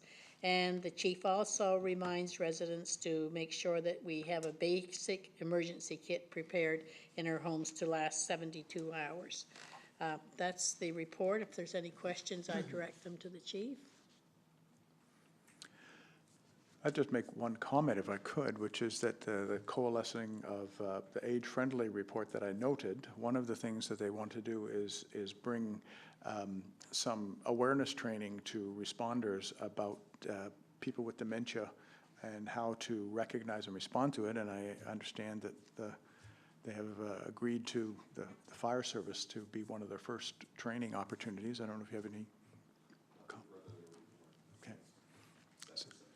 It's set. It's now in the schedule, the training schedule for our responders. So it'd be very interesting to see. We're bringing in somebody who's done this from Fredericton, I believe, that is going to donate her time to come down and do that. So really nice, completely done by the group that's doing it and arranged, and fire department has been happy to take that. Thank you. Councillor Black. Thank you, Your Worship. The police services report appears on page 43. The Sackville RCMP members were busy in the month of June with a 20% increase in calls for service over the same period last year. There was no particular area that increased significantly. Most of the increases were due to general requests for assistance from the police. Property crimes decreased by 10% over the previous month as well. Corporal Brian Villers will be joining the Sackville RCMP early in the month of July as team leader, replacing Corporal Trish Levesque, who was transferred last fall. We had the opportunity at before our special council meeting to meet or be reintroduced with Corporal Dave McDonnell, who has returned to Sackville after providing assistance to Shediac Detachment. He's going to be covering as the acting detachment commander until such time as Sergeant Paul Gagné can return. The CPO report is on page 44 and 45 of the package.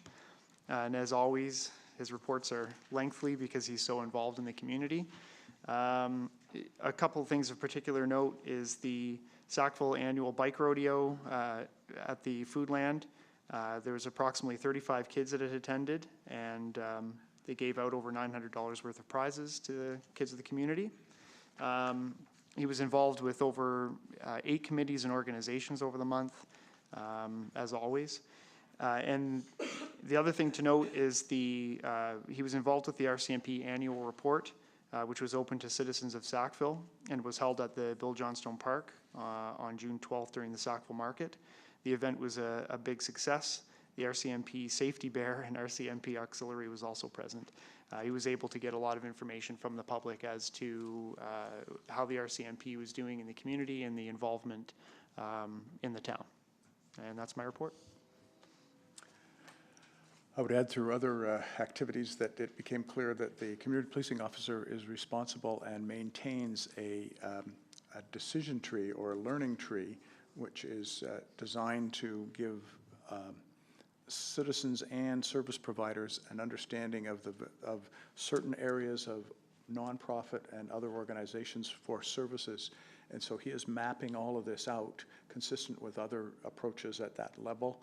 And I was pleasantly surprised to find that he has taken that on as his responsibility. And so there's sectors of interest, and then there's a variety of contacts in each area particular to what your particular interest is in that area. So he can quickly refer to other agencies for advice or vice versa, send people to them. And that is now being circulated through the Commons as something that we may be even more specifically designed, but it starts from his initiative of mapping it out. So very pleased. Any comments on the report? Okay, thank you, Councillor Black. We move to policy bylaw. Oh, fair enough. Okay. Sorry. All right. Policy bylaw liaison meeting was on June 14th. Jamie Burke presented a revised Heritage Grant criteria policy. The Heritage Board has drafted the revised criteria because of some inconsistencies in the current document. A motion was, I'm just paraphrasing here, but we discussed this extensively at our discussion meeting, and it's going to be brought forward at our regular council meeting tonight to consider passing this policy. Senior Manager Corporate Projects noted that over the past several months, staff have been receiving several requests from the general public, special interest groups, individuals, and Sackville residents for the planting or designation of memorial trees or the placement and designation of memorial benches on municipal lands. Staff will incorporate into the draft policy created the recommendations from the meeting. Further to discussion by council at the special meeting on June 5th, staff crafted a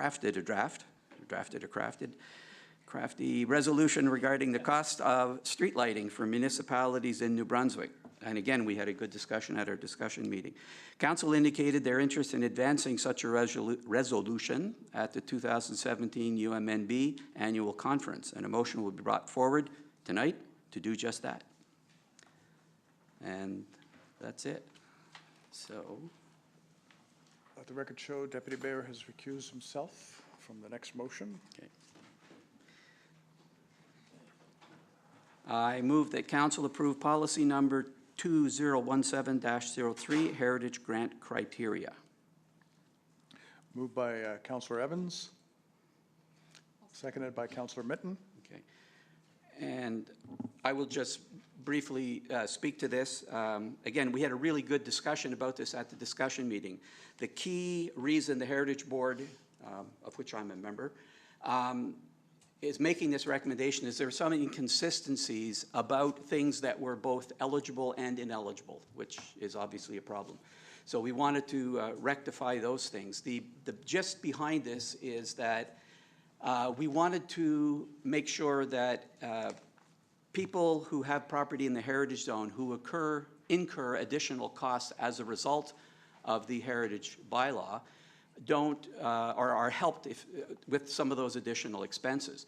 We also didn't want them to get any preferential treatment. The idea was not to confer on them a benefit, but to help mitigate some of the burden. So we changed the wording to say that they're eligible if, for part of the expenses that they incur, if those were additional expenses that came as a result of being under, in the heritage zone or under the heritage bylaw. Several good points came up at at the Policy Bylaw Committee meeting and during the discussion meeting, which we will continue to discuss, but it was the consensus that we move forward with making these changes to rectify the inconsistencies, and as with all of our documents, these can be evergreen. We can fix them if we encounter problems later. So I speak in favor of making a change to this policy tonight. Thank you. Hearing no comments, question? All those in favor? Aye. Those opposed? Nay from Councillor Finney. Motion is carried. One want to go get, Oh, yeah. drag Councillor Deputy Mayor back in?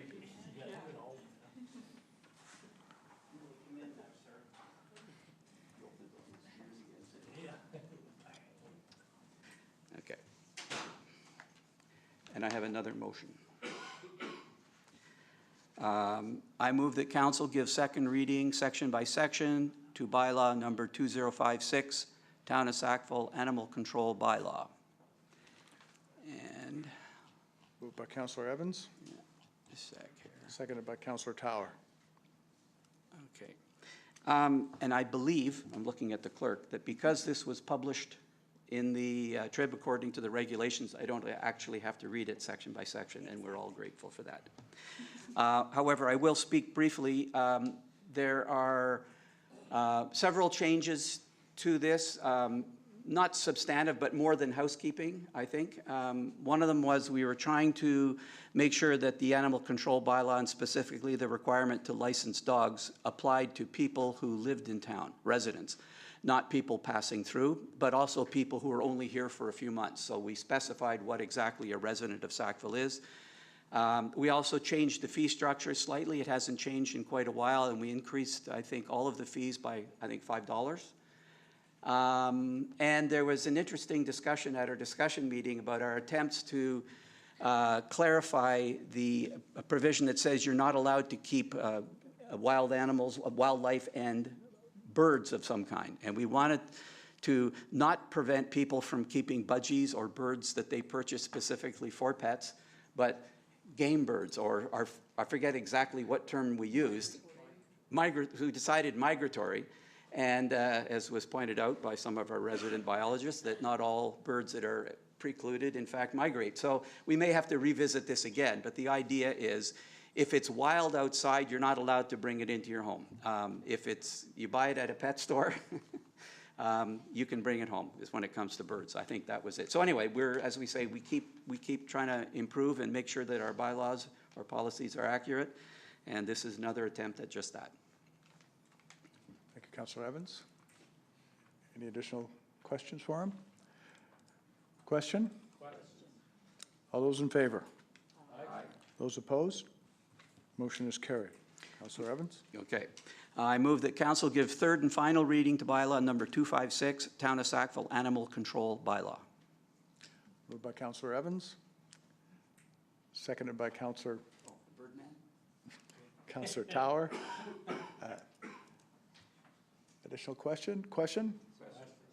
All those in favor? Aye. Those opposed? Motion is carried.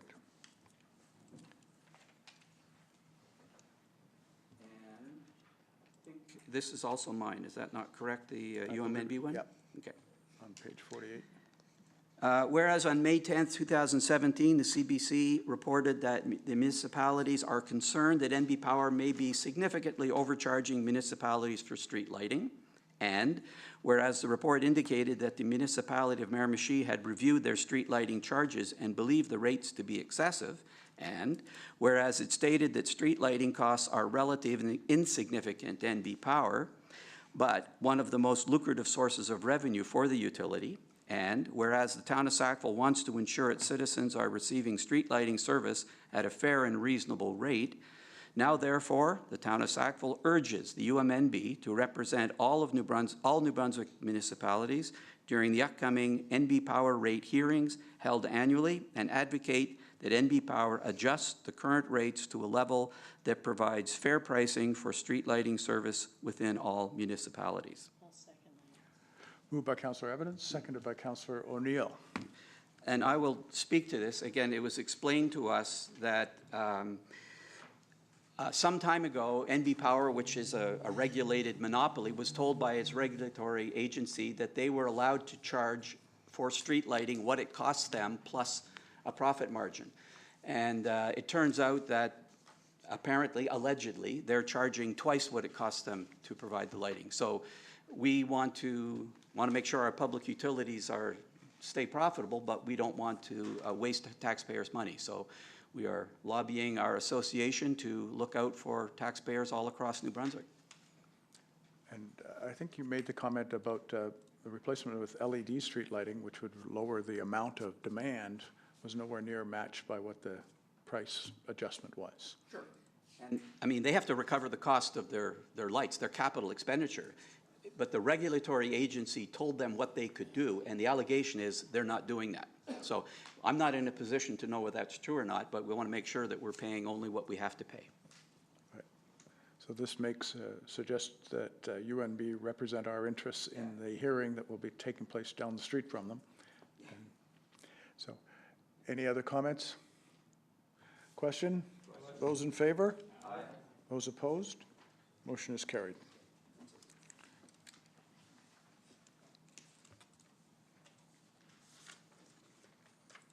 Okay.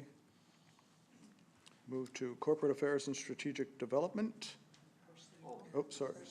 Sorry, additional motion for personnel. Oh, sorry, I'm way jumping ahead. Personnel report and motion. The council liaison members met for personnel on June the 22nd. As of the last pay period in June, we had 38 permanent employees and 4 temporary employees, which included crossing guards and recreation maintenance, plus 22 summer staff. Departments are well underway with summer programs, and most of our summer students have been hired and are now working. As noted in the finance report, our assistant treasurer, Mary Dixon, resigned June the 30th, and we wish her all the best after giving us 12 years of great work here with the town. We wish to thank her for her dedicated years of service, wish her much success in her new endeavors. The town will be proceeding to publicly advertise for that position in the near future. And there is a motion which I'll ask Councillor Evans to read. Thank you. Okay. I move that council ratify the decision made at the in-camera meeting of Monday, July 10th, regarding personnel, HR 2017-04. Moved by Councillor Evans, seconded by Councillor Tower. I caught first. And I will speak to this briefly because this is probably the first time anybody else is hearing about it. We had a good and fulsome discussion.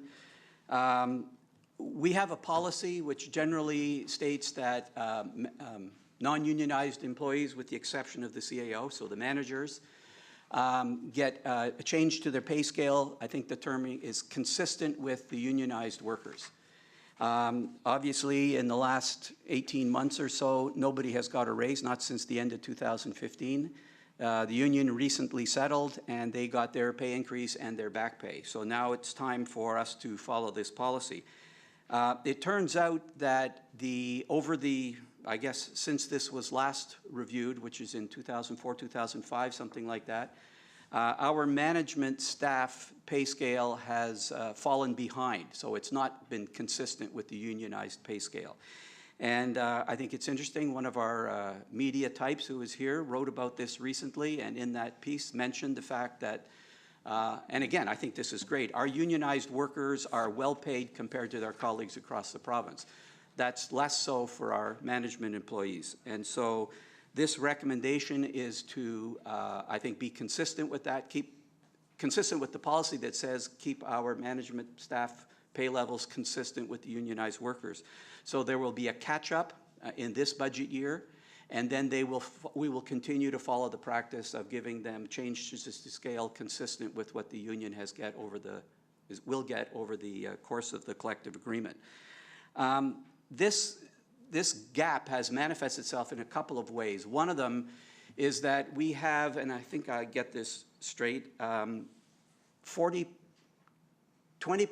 of our unionized employees make more money than 40% of the managers.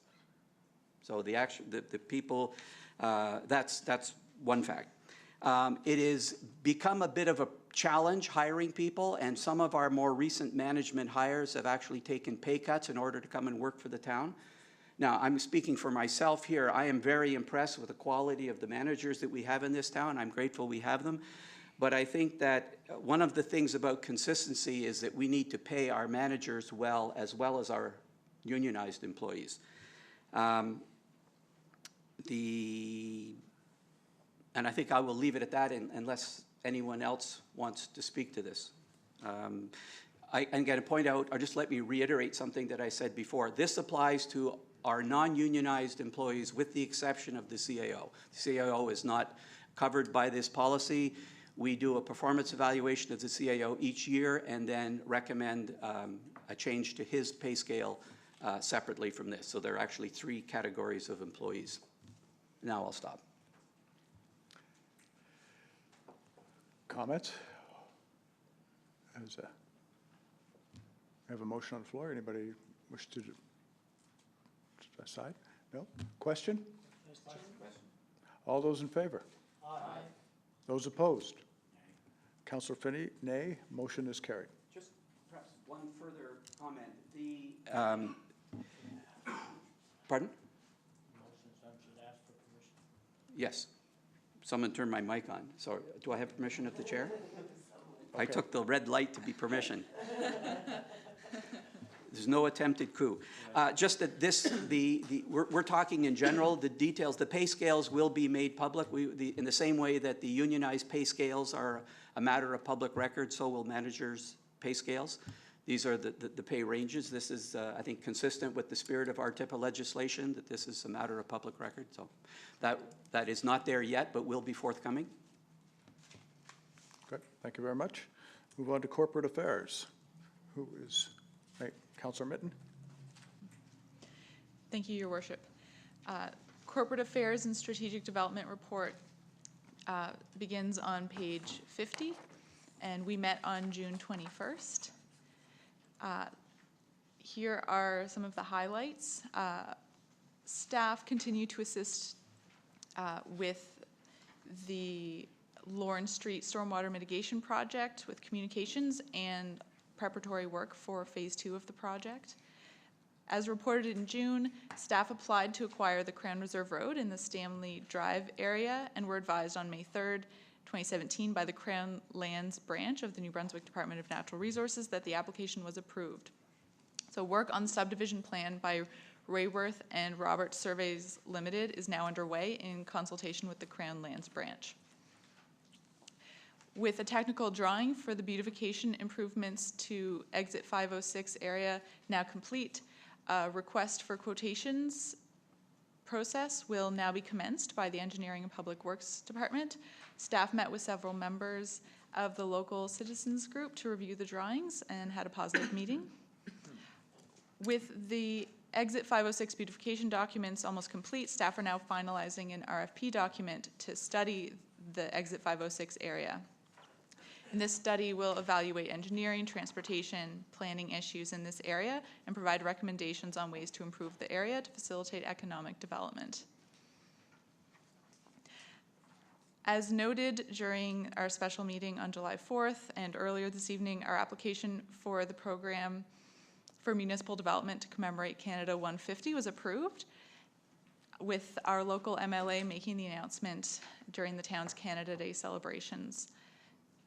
The project will allow the town to complete a variety of small projects, all of which will be linked together and promoted as a Canada 150 walk.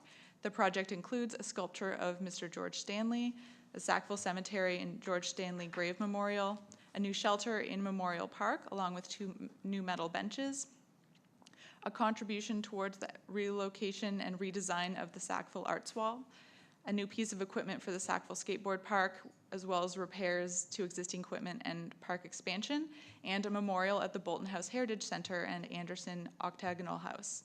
All of this work has to be completed by the end of this year. Therefore, staff will be commencing any necessary public calls for the work as soon as possible. A motion for the mayor and clerk to sign the funding agreement will be coming forward tonight. And over the past 2 years, the town has successfully secured funding through a variety of grant programs, and Mr. Burke spoke to this specific funding that was received earlier, and I'd like to hand over the floor to him to discuss this issue, please.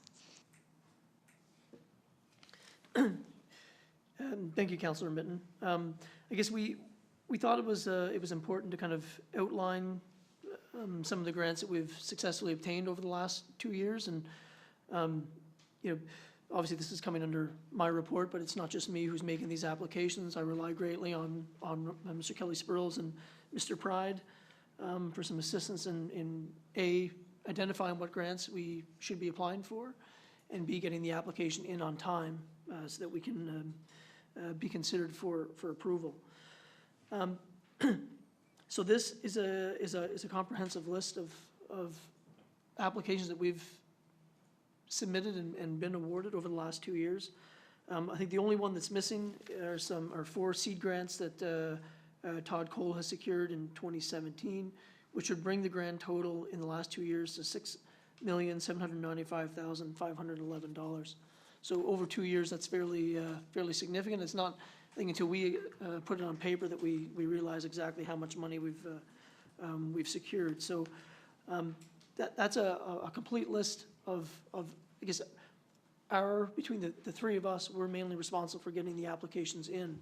But when it comes to technical type documents, we will also rely on Dwayne and Todd and soon to be Todd Hicks to help us meet the criteria. And I think it's important that as staff who are submitting the applications, we want to be as bang on the criteria as we can. If there's scientific data that we need to include or any type of research, we want to make sure the research is done. If there's technical drawings or renderings that need to be included to help sell the application, we'll engage professionals to help us to kind of make our application stand out and meet the funding criteria. But at the end of the day, the individual, whether it be provincial or federal, who's awarding the money, who has and maintains that grant program, they set the criteria. And it's for us as staff and as a municipality to get an application in that meets those criteria, or what we strive for, to exceed those criteria to enable us to leverage the funds. A lot of times, as we all know, some of the funding is contingent upon a municipal contribution.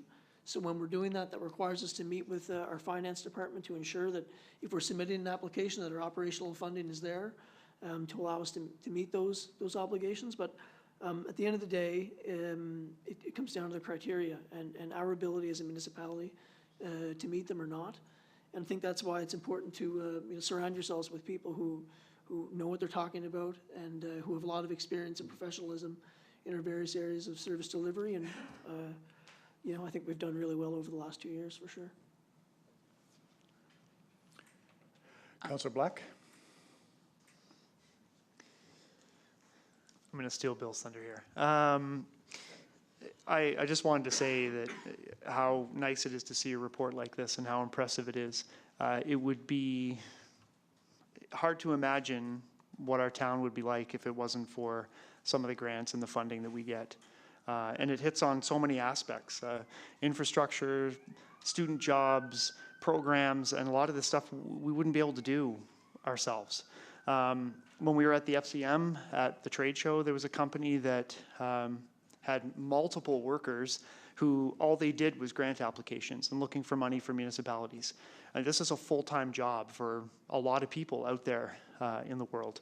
And we have people on our staff who are doing this among other things that they do for their jobs every day. So an incredible feat, and I congratulate you. Thank you. Councillor Black. Councillor Evans?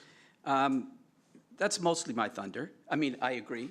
But the thing about writing grants is they don't just land in our lap. You have to do a really good job. And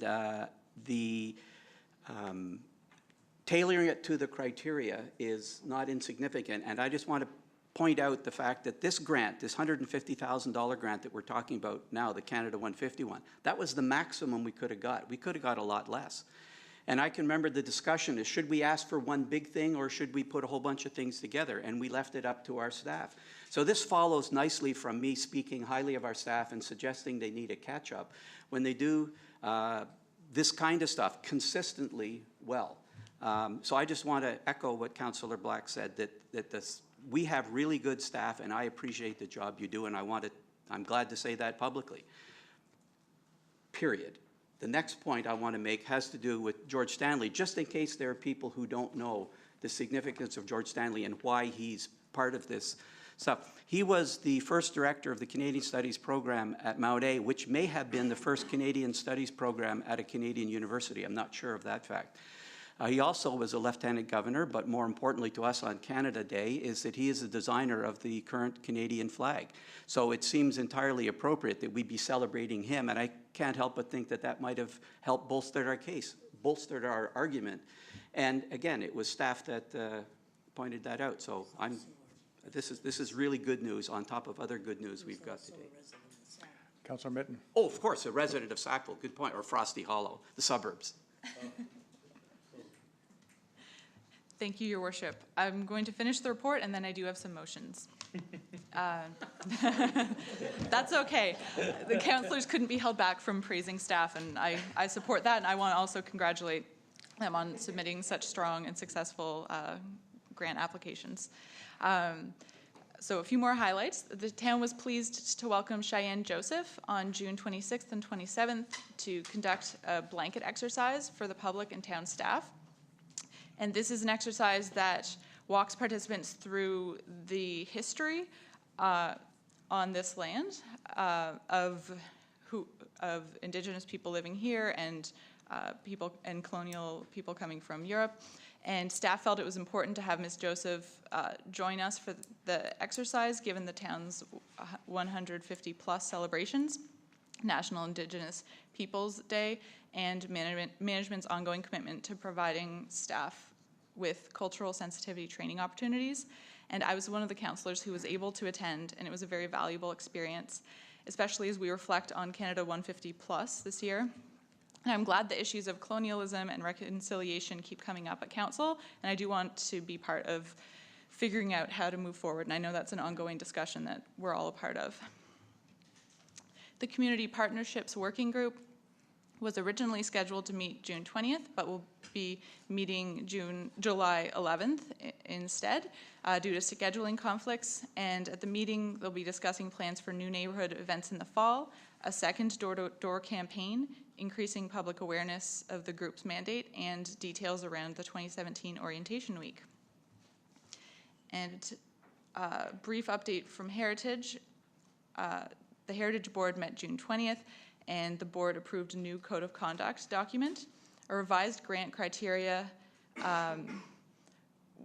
which was already discussed earlier. The motion already passed, so I'll skip that. And the board will be exploring the potential for signage improvements in the heritage conservation areas, and the heritage officer continues to respond to inquiries from property owners and potential property owners in the heritage conservation areas, as several owners who will be undertaking renovations this summer. So I have a couple of motions. No comments? We'll proceed to motion. We had lots of comments. All right, my first motion. So I move that council authorize the mayor and clerk to sign and seal the offer from the Regional Development Corporation for funding under the program for municipal development to commemorate Canada's 150th anniversary. Moved by Councillor Mitten, seconded by Councillor Evans. Had a lot of discussion. Any other? Question? Question. All those in favor? Aye. Those opposed? Motion is carried. Thank you. And I move that council authorize staff to pursue highway signage changes at exit 506 with the Department of Transportation and Infrastructure. Moved by Councillor Mitten, seconded by Councillor Tower. Councillor Evans, comments? Could the chair ask the appropriate staff member to clarify what this is about? Certainly. Because we know, because we had a good discussion at the discussion meeting. Certainly, it'd be good to have a summary of the discussion on Mr. Burke. Thank you, worship members of council. This was brought to our attention by the Exit 506 committee or group, I guess, who were exploring ways to better promote the Exit 506 area. So as you may recall, it was the Exit 506 group that brought the beautification suggestion to us. And almost around the same time, they had indicated there were some potential signage improvements, and when I say signage improvements, provincially owned signage improvements at the exit. So these would be the big green overhead signs that you see at exit 506, as well as the post structures that lead up to the exit 506 area. So the local group had approached the Department of Transportation and Infrastructure to find out what some potential suggestions on ways to improve it.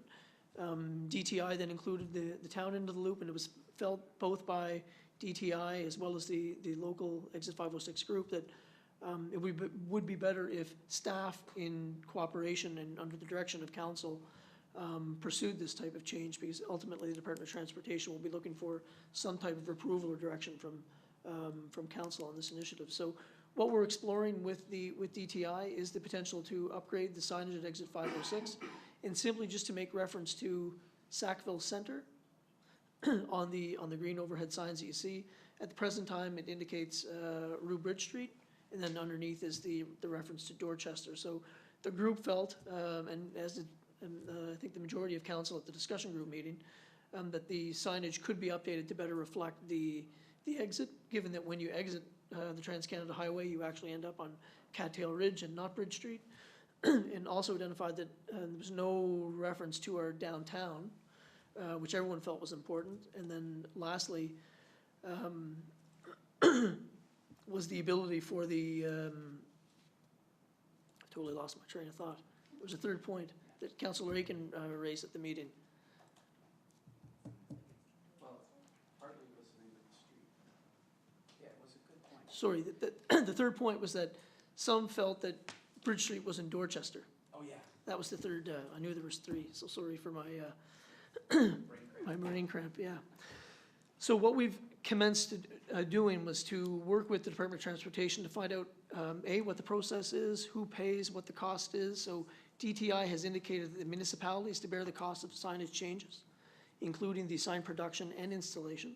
But what we as staff wanted to do was to get some direction from council to ensure that council was comfortable with us going out there to pursue the Department of Transportation on the necessary sign changes. So once we get some pricing back, in the event that it's under our threshold as managers to spend, we'll go ahead and engage DTI on signage changes. If it's over that price, we'll of course be back to council for an approval once we have those details ironed out. Thank you very much. Yes. Thank you, Mr. Burke. Question? All those in favor? Aye. Those opposed? Motion is carried. We'll go to item 9, which is new business. No business was added. Nobody has new business. We move to question period. Mr. Wark.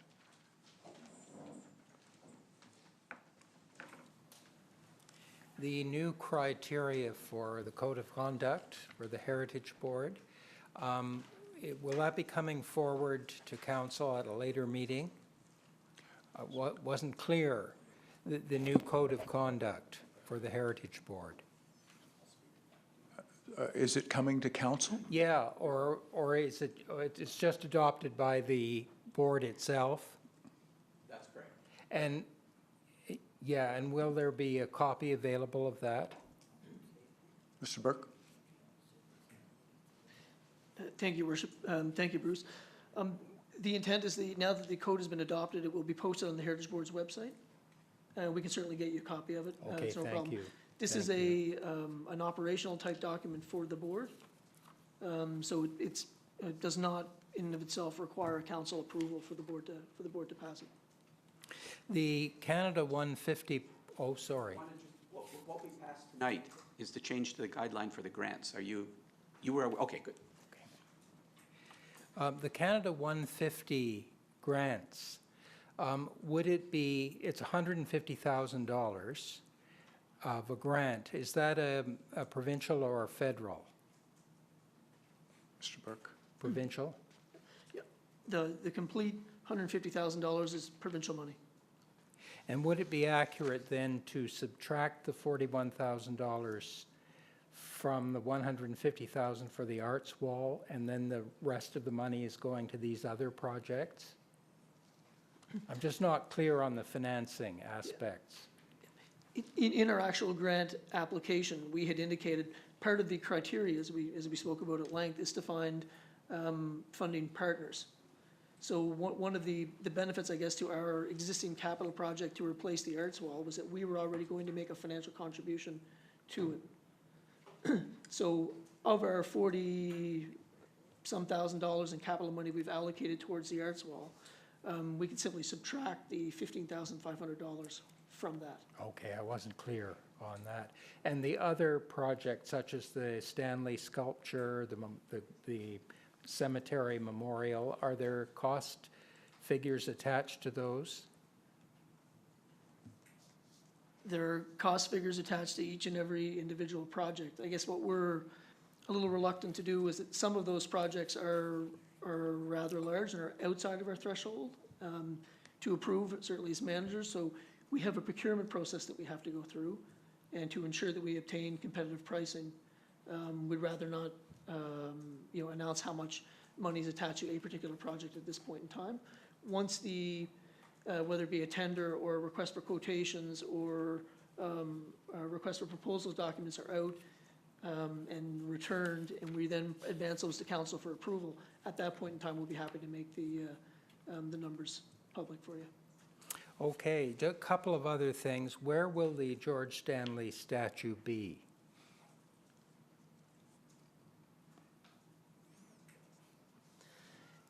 In the application, we indicated that it would be in the downtown core.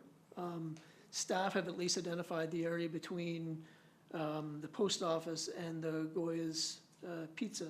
We have a little bit of we have two benches there, kind of mid-block, and we thought that would be an appropriate anchor location of the downtown core, because there is a little bit more concrete around the sidewalk. And I wondered about the new arts wall at 113 Main Street, just past Cranewood. Is that on the other side as we head toward the marsh? That's correct, heading towards the exit 504 area. Yeah. And up towards the campus. It would be just there on your right-hand side. Okay. I think that's everything. Oh, and one final thing on the discussion about pay for management staff. There was nothing in my package about that. Is there anything written down anywhere about that, or should I just go by the comments made during the meeting tonight? That's the CAO. No, there's nothing written down as far as a written report. As much as the report gets presented in camera, it's under the Municipalities Act as far as personnel matters. So there's not a written report that would be released. You could go by the details that were presented here tonight verbally. Okay, thank you. Okay, thank you, Mr. Wark. Public questions? Former mayor's first.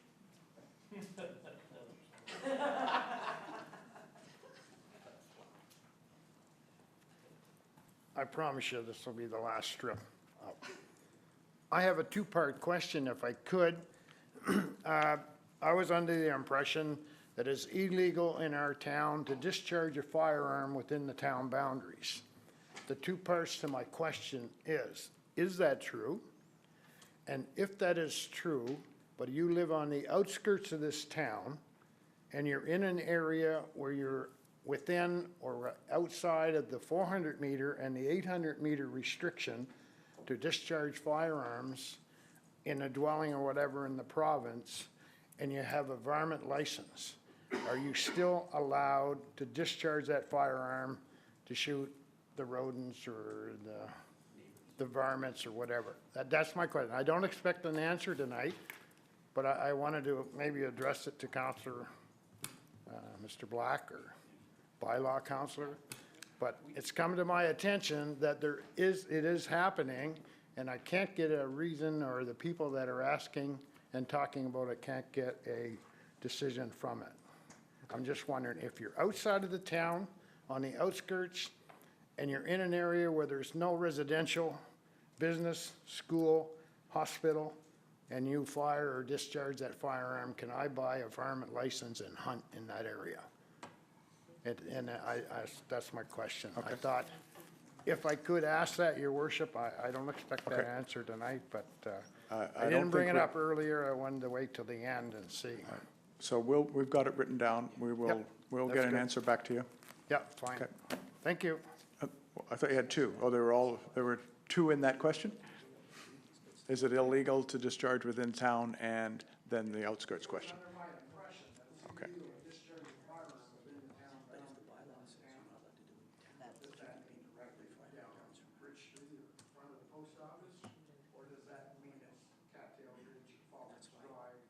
Okay. Great, okay, we'll get an answer to you. Any other questions? None? Do I have a motion? Moved by Councillor Tower, seconded by Councillor O'Neill. Question? All in favor? Motion is carried.